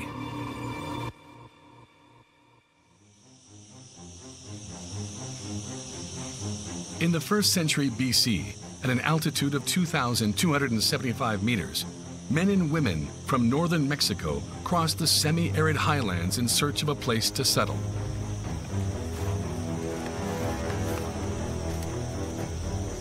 A journey that would lead them all the way to the Valley of Mexico. I believe that there were people back then who were geomancers. Geomancy is a little-known gift.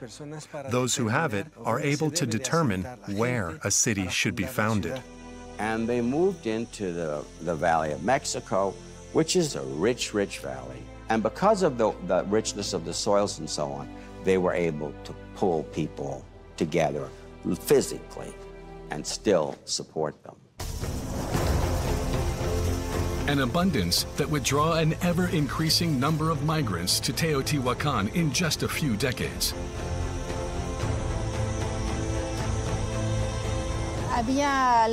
There were between 15 and 20,000 inhabitants, which was already a large colony for that time.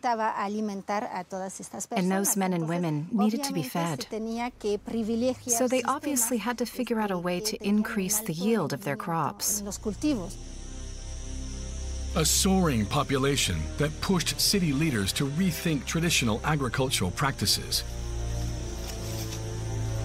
A food shortage would have clearly been fatal to the young city. To increase food production, they came up with an ingenious system of irrigation. Fed by rainwater, 2 reservoirs, each 500 meters long, 5.5 meters wide, and 1.4 meters deep, irrigated large expanses of agricultural land.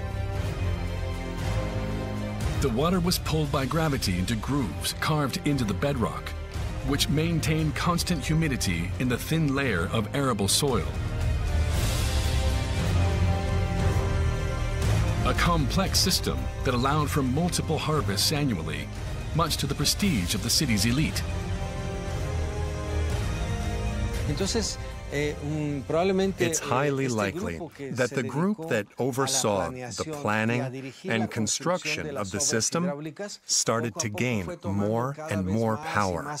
The political authority of Teotihuacan is very well contested, right? Some people say that it was a type of collaborative rulership, and some say no, it was a very traditional autocratic rulership with one ruler that resided over the city itself.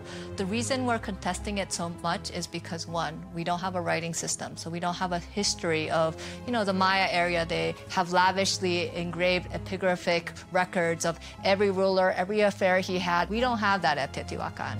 The second thing is that we don't actually have a burial of a king. So a centralized authority, it doesn't have to be one person, but it's much easier if it is. So until I see evidence for the contrary, I think it's really important to keep that in mind. Whether or not they shared their power, the city's elites definitely had some serious competition in the region.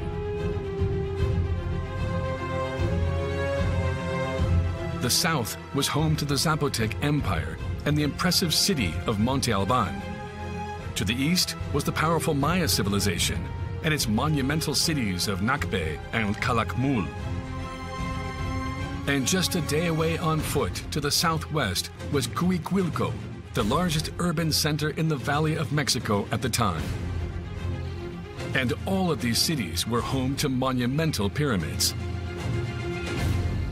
Religion played a fundamental role in the creation of the world for the ancient people of Mesoamerica. There's not a single city that wasn't built around a temple. It was a central, cohesive element. Pyramids are really artificial mountains. They are able to bring to life, it's not just a mountain, but it's the mountain where the ancestor spirits are living. That's how you communicate with your ancestors. It's about being able to connect with the community and the gods and the whole ecological order by building these mountains. Teotihuacan didn't simply want to rival its powerful neighbors. It wanted to dominate them. To that end, builders needed to devise a city unlike any other and make Teotihuacan the beacon of a new era.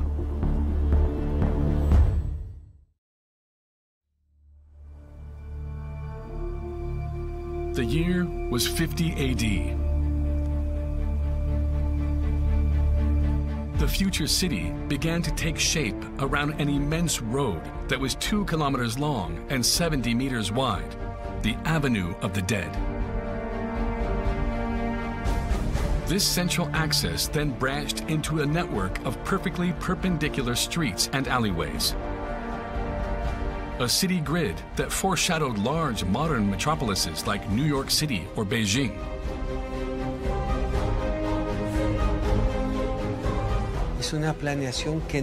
It was urban planning on an unprecedented level, anywhere in the world. That's why we consider Teotihuacan to be the most perfect example of urban planning. They were like Martians. I mean, they pulled in people into this highly organized city on a grid system. This was like nothing before. That would have required something like that to be impressive, to make a statement of power.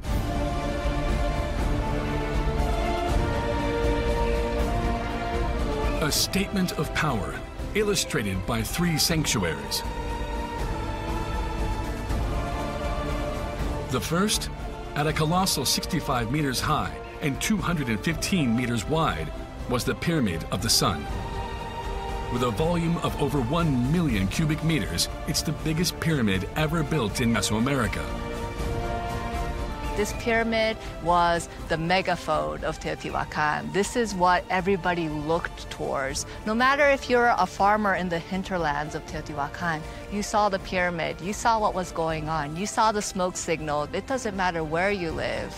You will identify with the Sun Pyramid. You will be proud to be part of this city so magnificent that it radiates its presence throughout the whole valley.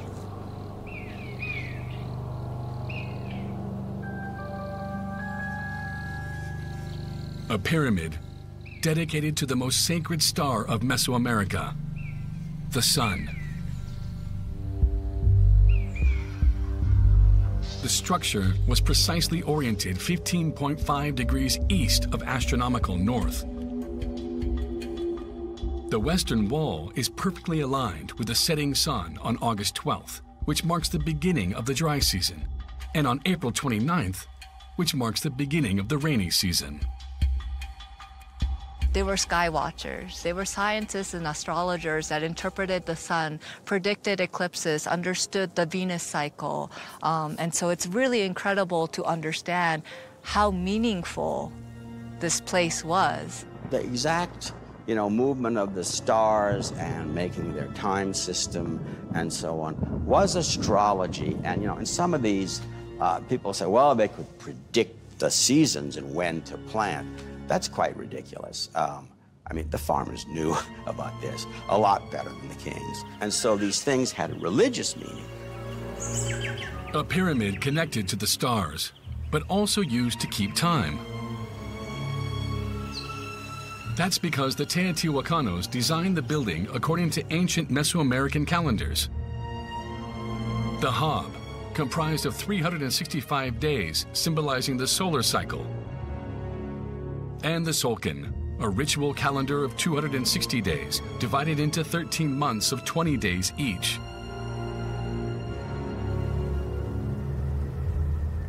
A complex calendar system, which thanks to a recent discovery, has also been tied to the unit of measurement used by Teotihuacano architects, the TMU.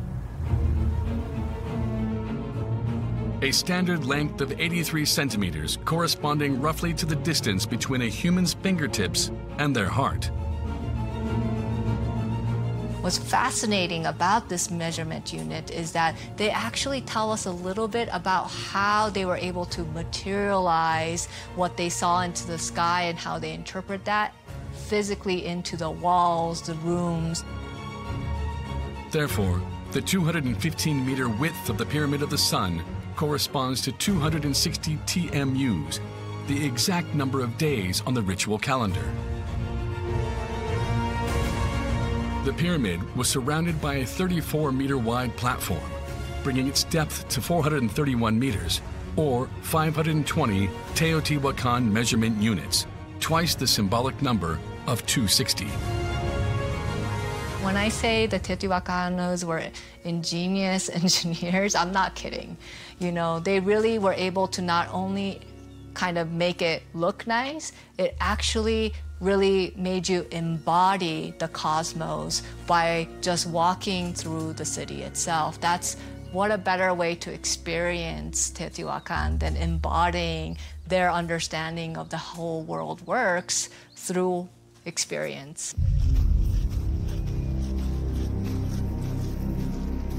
But beyond symbolism, the architects needed to figure out how to erect such a massive monument.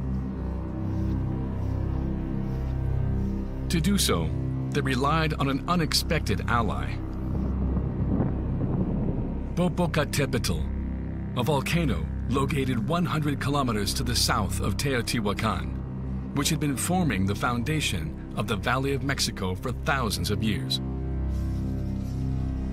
An almost inexhaustible supply of volcanic rock was extracted by workers from dozens of underground quarries all around the city.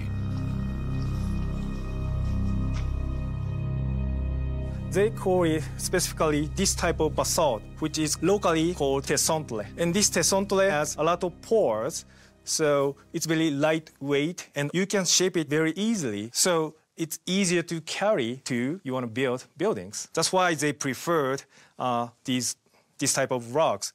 But they were not available on the surface. They had to dig below the tepetate layer.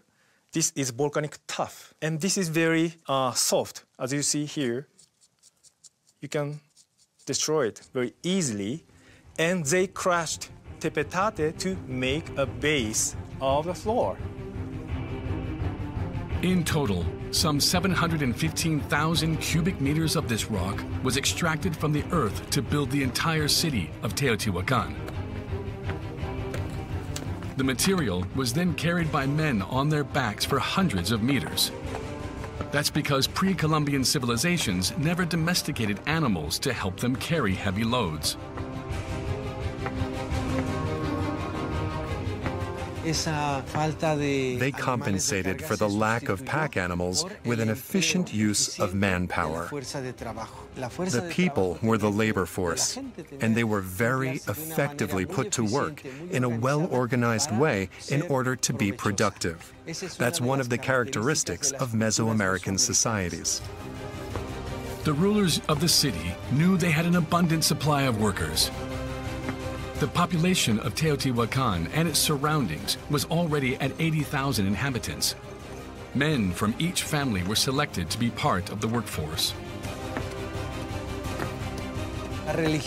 Religion played a very important role in controlling the people and the workforce. That's something that had never been seen before. It's very different from slavery, capitalism, or feudalism. Here, you could own tools and land, but they controlled the power of your labor. During the dry season, tens of thousands of builders worked tirelessly on the enormous construction of the pyramid. Such a massive structure could have very well crumbled beneath its own weight.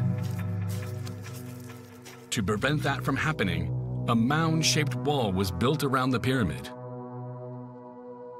The interior of the structure was supported with a grid of cells made of adobe bricks, a mix of straw and clay.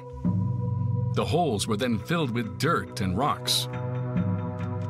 A process that was repeated layer after layer, all the way to the top. This honeycomb structure allowed the building to withstand the heavy weight of the filling within the pyramid.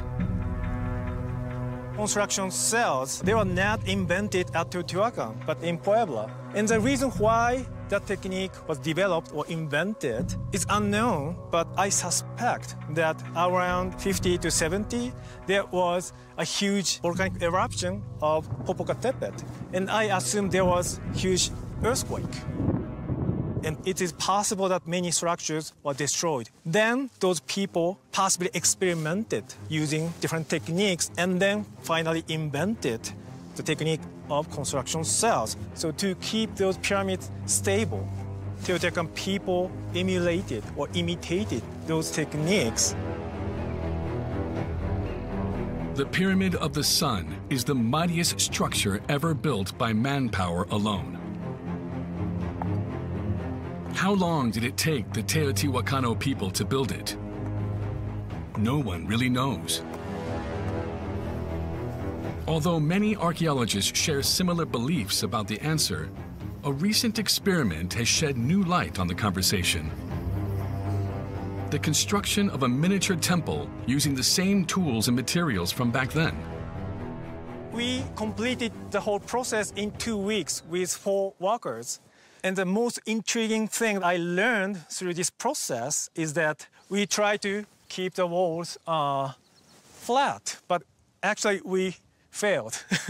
It was not possible for us. I still do not understand how Teotihuacan people did it, especially for large buildings.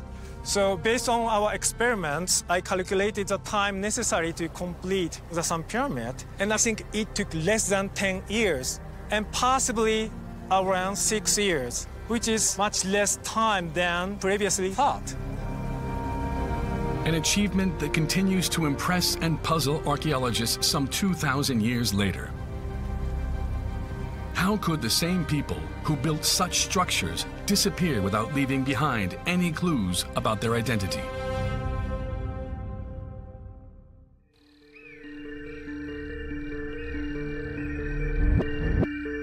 South of the Avenue of the Dead, beneath the Pyramid of the Feathered Serpent, is the second main sanctuary in Teotihuacan. 15 meters below the surface, a mysterious tunnel that was discovered in 2003 could unravel the mystery.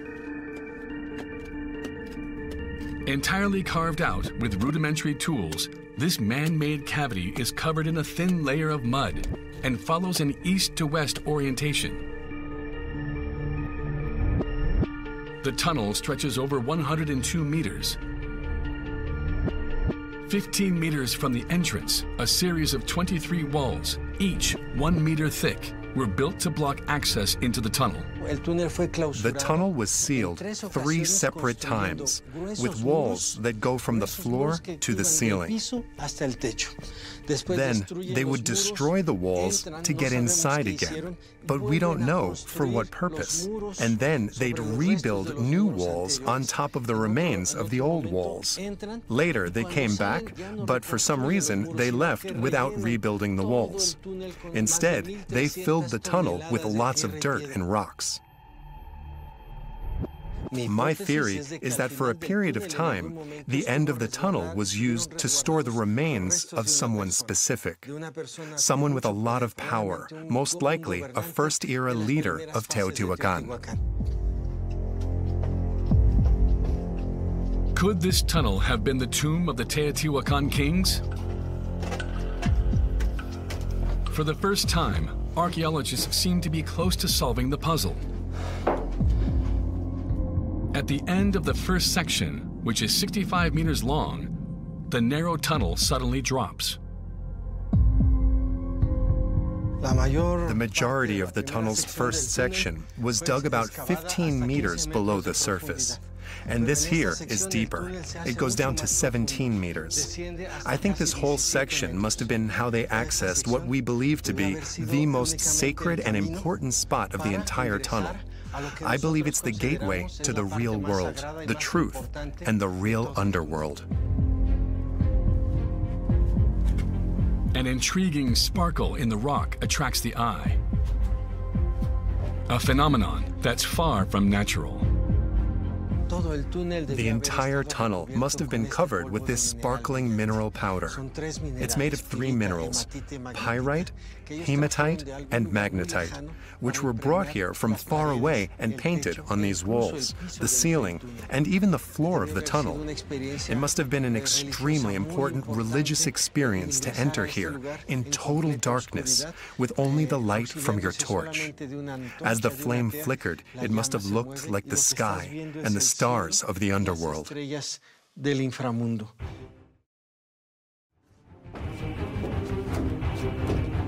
At the end of the tunnel, 3 chambers facing east, south, and north form a cross,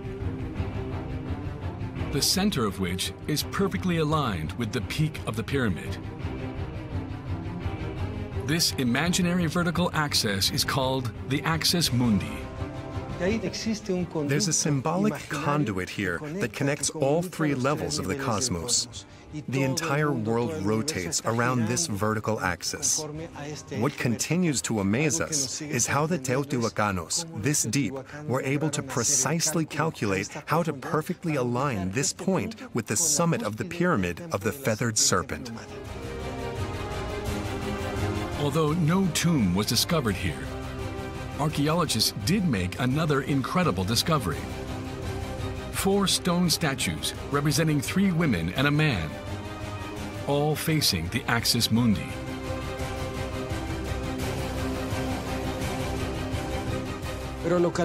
We discovered the remains of another sculpture, much larger than the 4 others. It appears to have been a male figure. It was naked, like the others, but all we found at this spot was a foot, and 100 meters further, a leg. We believe that means that when the Teotihuacanos came into this place, likely to desacralize the tomb of the man who was buried here, they also destroyed the sculpture, which likely represented him. From what we know, the Teotihuacanos were iconoclastic. They destroyed the symbols of power associated with a person at the time of their death. Sacred rituals must have been carried out here. Rituals like this king's ceremonial burial. A man whose influence spanned far beyond the city's borders. When the funeral ceremony took place, the entire Mesoamerican world sent gifts, presents to accompany the dead king that was buried here. It must have been a very important event that affected the entire Mesoamerican world. Although the name of this king has forever been forgotten, the tens of thousands of offerings left in the tunnel could provide important insights into the Teotihuacan civilization. They include objects made of jade or amber, as well as finely carved shells, many of which share something in common. They're all from Maya civilization. There is nothing specific to Teotihuacan here. Everything is 100% Maya. We've been able to decode them thanks to similar artifacts found on Maya sites that are much older than Teotihuacan. This glyph is very important. It means Ahau, and Ahau means king. It's most likely connected to the structure of power in Teotihuacan. That's why I think that the Mayas greatly contributed to the creation of the ideology, the magical thinking, and the religious identity of Teotihuacan. The Teotihuacanos didn't create any myths. They just borrowed the myths of the ancient Mayas. And then they presented themselves as the creators and the masters of the world. But in reality, all the origins of this is Maya.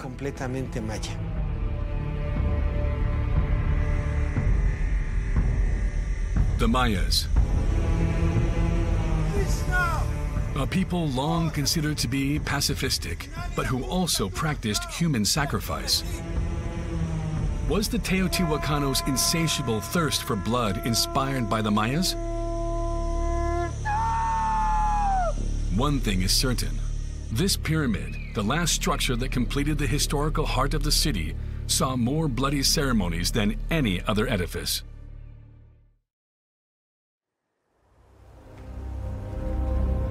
Located at the far north of the Avenue of the Dead, surrounded by 14 other pyramid structures, lies the city's third key religious sanctuary, the Pyramid of the Moon. 46 meters high, 149 meters wide, and 168 meters deep, it is built on multiple levels connected by monumental staircases. It has been heavily explored since the first Central American expeditions, and 345 meters of tunnels have been dug here in hopes of unraveling its secrets. The excavations revealed incredible discoveries. The Moon Pyramid was constructed over a sequence of time. So imagine an onion. It started off as a small dirt mound, and then they built over and over until it became larger and larger. And so we know from doing tunnel excavations at the core of the pyramid that there were 7 building phases. The first pyramid, which is only 23 meters wide, was designed to support the second, and the second supported the third. This system allowed to limit the amount of backfill needed for each step. In total, 7 pyramids were built over 3 centuries at the northern limit of the Avenue of the Dead. One of the most important kind of dimensions of the city was the front of the Moon Pyramid itself. It always had to start from that point because this point to, for example, the end of the Avenue of the Dead was a certain number of measurement units. And so that's why they decided that they always have to have the pyramid start from this section. The Avenue of the Dead is 2,156 meters in length, which corresponds to 2,600 Teotihuacan measurement units, meaning 10 times the number of days on the ritual calendar. Striving to preserve the exact length of the Avenue of the Dead, the Teotihuacanos gave the Pyramid of the Moon a very particular shape. Originally, it was a kind of mound that grew 3 times.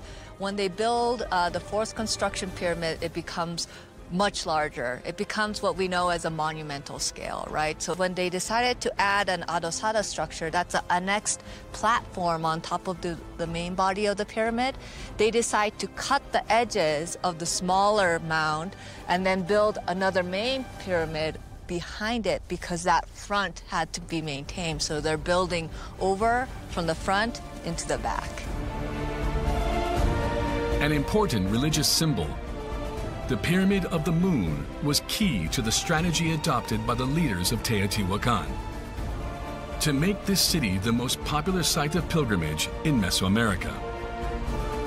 You could consider Teotihuacan the great Mecca of Mesoamerica. That's why we think this large street, the Avenue of the Dead, which is over 70 meters wide, was designed to receive thousands of people from all over Central America.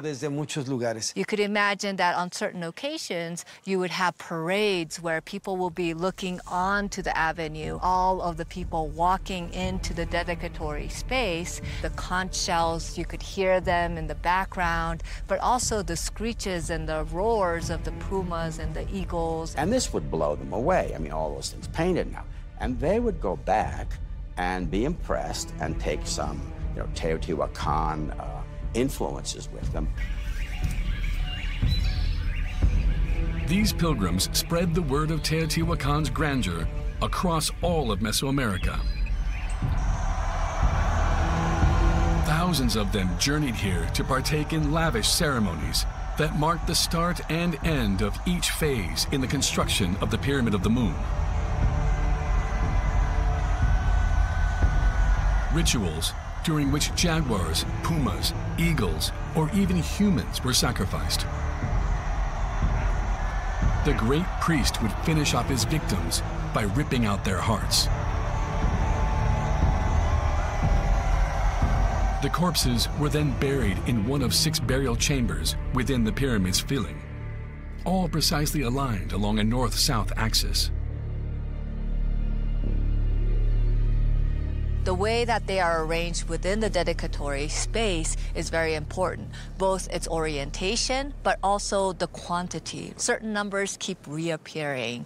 For example, certain calendric numbers, like the number of days, months of years. The number 18 comes up significantly. It's the number of golden eagles that were sacrificed in burial 6. Half of this number, 9 were sacrificed in burial 2. I think so far, everything about Teotihuacan is intentional. It's just incredible to think about how they were able to conceive of such a master plan and not only think about it, but execute it.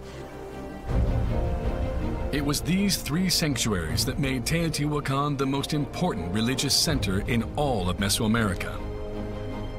And yet, barely 2 centuries after its rise, the city underwent a new revolution.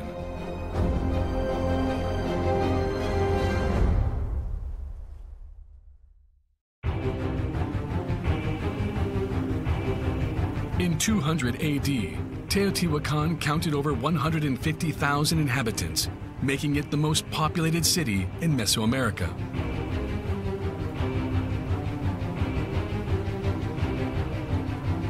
On either side of the Avenue of the Dead and its lavish temples, entire neighborhoods sprang from the earth. These residential complexes, much like the Great Pyramids, were subject to very strict rules of construction.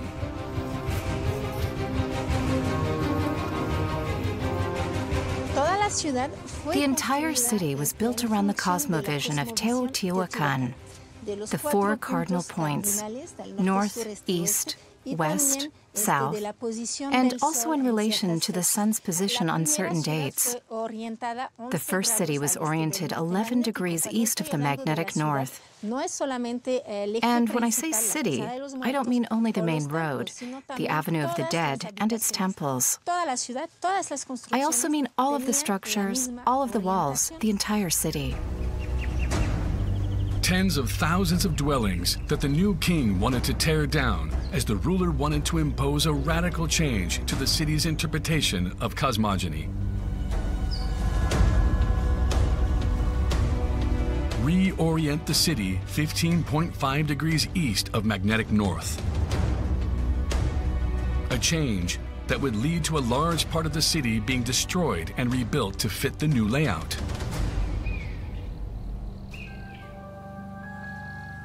It was insane as destroying Paris, Rome, or New York City, simply to reposition everything by 3 degrees, which isn't even noticeable.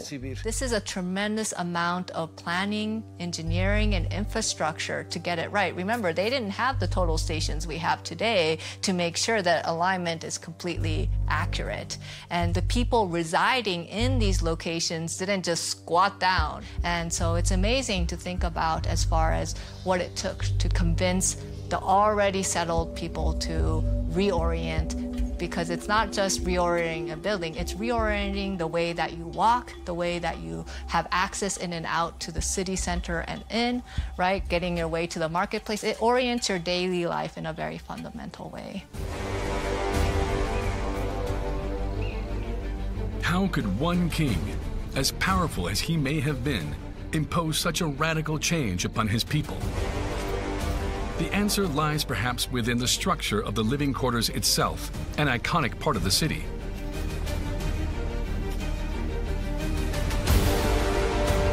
Surrounded by a perimeter wall that limited access, each complex included living spaces, storehouses, workshops, and most importantly, a courtyard with an altar. A central element controlled by the priests, where domestic religion was practiced. The priests controlled the production of all objects made in this space. They distributed the raw materials and collected many of the finished products, which then they offered to the city's elites. The weight of the local religion was felt on every level. It was everywhere, whether you were at home or in the biggest temples. It was one of the ways that the elite controlled the broader population.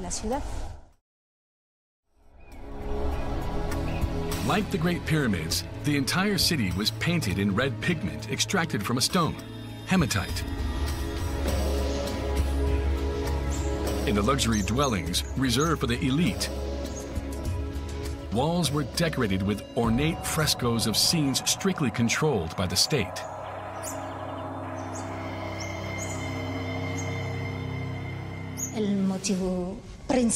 The principal theme was this mountain. It's an allusion to the Tlaloc, the god of the rain, the most important god in Teotihuacan. For example, in this part, we see what appears to be a depiction of a sacrifice. There are also decapitated heads. It's obvious that this is more than a simple decorative painting. It is also a clear representation of the Teotihuacano cosmovision. One of the ways they controlled the people was by conveying the state's messages in stone.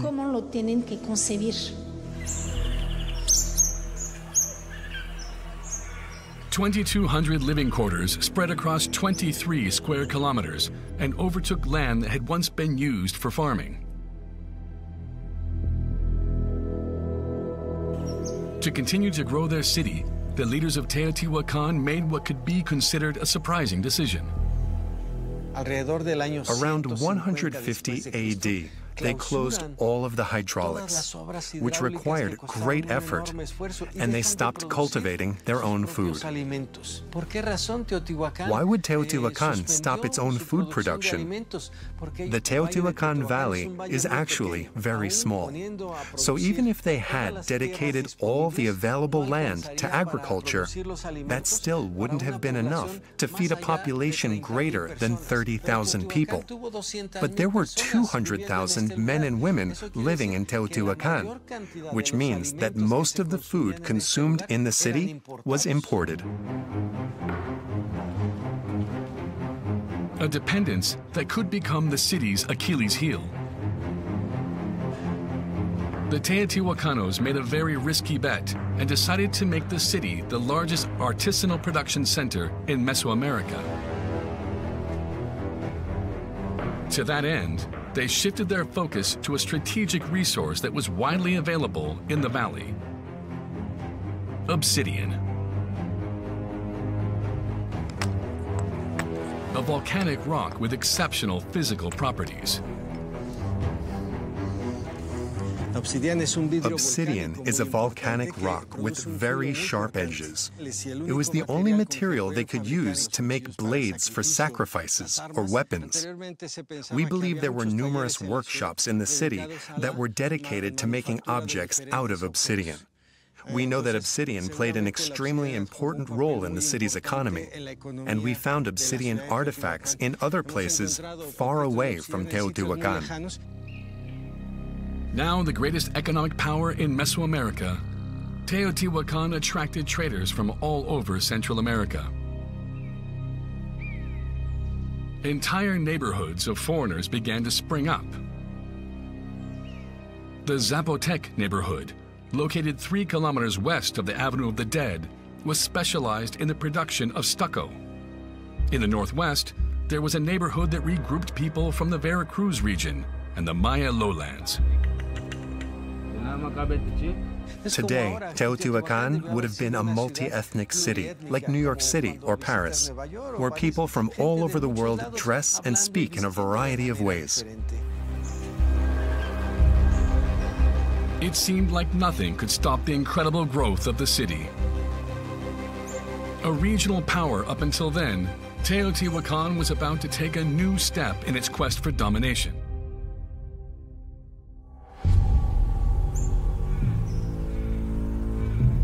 The year was 200 AD. In the Valley of Mexico, Tlaxcala and Cuilco, Teotihuacan's biggest competitors, started to crumble. No one really knows why. And yet, at the same time, construction on a new pyramid in Teotihuacan seemed to mark the end of a battle, of which the city emerged victorious. When the construction of the Pyramid of the Feathered Serpent was set to begin, a massive sacrifice of 260 people took place. It's possible that they were prisoners of war or rival leaders who were brought here and sacrificed. They were placed at the base of the structure, hands tied behind their backs. They were all taller than average. They all had weapons and were adorned with warrior symbols. Did this mass sacrifice signify a change in the Teotihuacan power structure? Built directly above the old tunnel, this new pyramid was dedicated to Quetzalcoatl, the powerful feathered serpent. The feathered serpent brings this emblem of time and the creation of new time on its back. And the way that this was materialized is by embedding a whole military army within the nucleus of the structure where this feathered serpent is meandering on its frontal facade, right? So it's a very powerful message that reflects the arrival of new rulership. A new sovereign had thus taken control of the city. An authoritarian leader whose goal was to make Teotihuacan the first empire of Mesoamerica. The new pyramid was meant to surpass everything that had been previously built. To do so, architects had to adapt a new style. Talud tablero.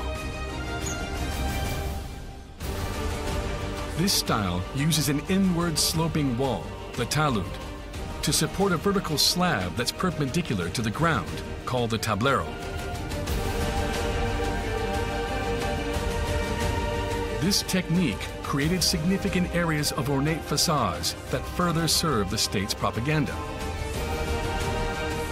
The Feathered Serpent Pyramid was very innovative at that time period because of the integration of three-dimensional sculptures with the building. Originally, those sculptures were painted with a lot of different colors, including green, white, black, and also yellow. Usually, Mesoamerican pyramids were painted in just one color. So I can imagine that those viewers were highly impressed, because they had not seen the same thing before. We think that those Teotihuacan elites wanted to impress people by inventing something new, which is associated with the new order established with the building of this pyramid. Carved out of heavy blocks of andesite, the sculptures seemed to float on the sides of the building, an illusory effect created by an ingenious system. In order to integrate three-dimensional sculpture into the building, they invented a new technology called tenon sculpture. So here we see the serpent head, and this part is called a tenon. In order to suspend the heavy rock, A cantilever on one end of the stone is slid into a hole in the side of the facade. Within the pyramid, a chamber made of heavy stone holds up the sculpture by counterbalancing its weight. So that sculpture does not fall. This was unique in Mesoamerica, and we don't see the same technology before and after Teotihuacan. Previously conducted in a highly intimate setting within the tunnel, the rituals for the transmission of power now took place in public. To that end, the Pyramid of the Feathered Serpent was incorporated into an architectural complex of over 160,000 square meters, designed as an enormous stage, La Citadella. Surrounded by a 9-meter-high platform, this closed, watertight space was made to carry out an incredible spectacle at the arrival of the rainy season. The myth we're told about ancient times, which no one can remember, was that there was only water, only the sea at first. Thanks to divine intervention, a sacred mountain rose up from the sea. That moment marked the start of the calendar and the passing of time. We have proof that the Teotihuacanos flooded the square. It was their way of representing the primitive sea from which the sacred mountain had arisen. More than just a city, Teotihuacan now embodied a myth, the original place where the universe was created. Its influence stretched far and wide, from the Maya lands in the south to the northernmost limits of the Mexican territory. An empire, the size of which would forever remain unmatched in Mesoamerica. Everyone thought Teotihuacan had become the supreme city. The square was huge. According to our calculations, around 100,000 people must have participated in the rituals. We think it wasn't simply a ritual to mark the passing of power among leaders in Teotihuacan. It might have also been used by other governments and perhaps even Maya kings, who came here when it was their turn to be anointed. Ruler of Copan pilgrimed to Teotihuacan to become enthroned as king of Copan. Kinishashkukmo was at Teotihuacan and went back and became the ruler of Copan. So it was an important voyage, a religious voyage, to create your identity as the ruler himself. In 5 centuries, Teotihuacan had in turns become a popular pilgrimage site, then the biggest city in Mesoamerica, and finally an empire. A city built by hundreds of thousands of men from all over Central America, all convinced they were carrying out the work of the gods.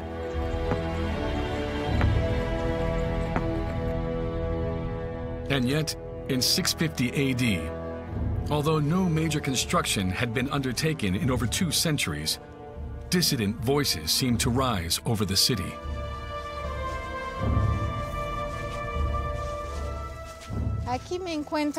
Here we're standing at the intersection of multiple streets.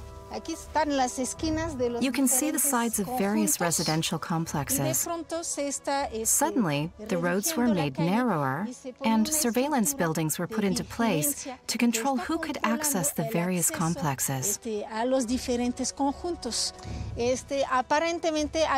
It seemed like the elite were trying so hard to control the lower-class people that the latter probably began to rebel.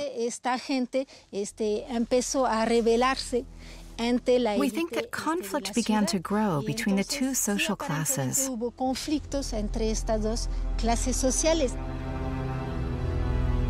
The repressive measures provoked the anger of the Teotihuacanos. A wave of violence started to spread in the city streets.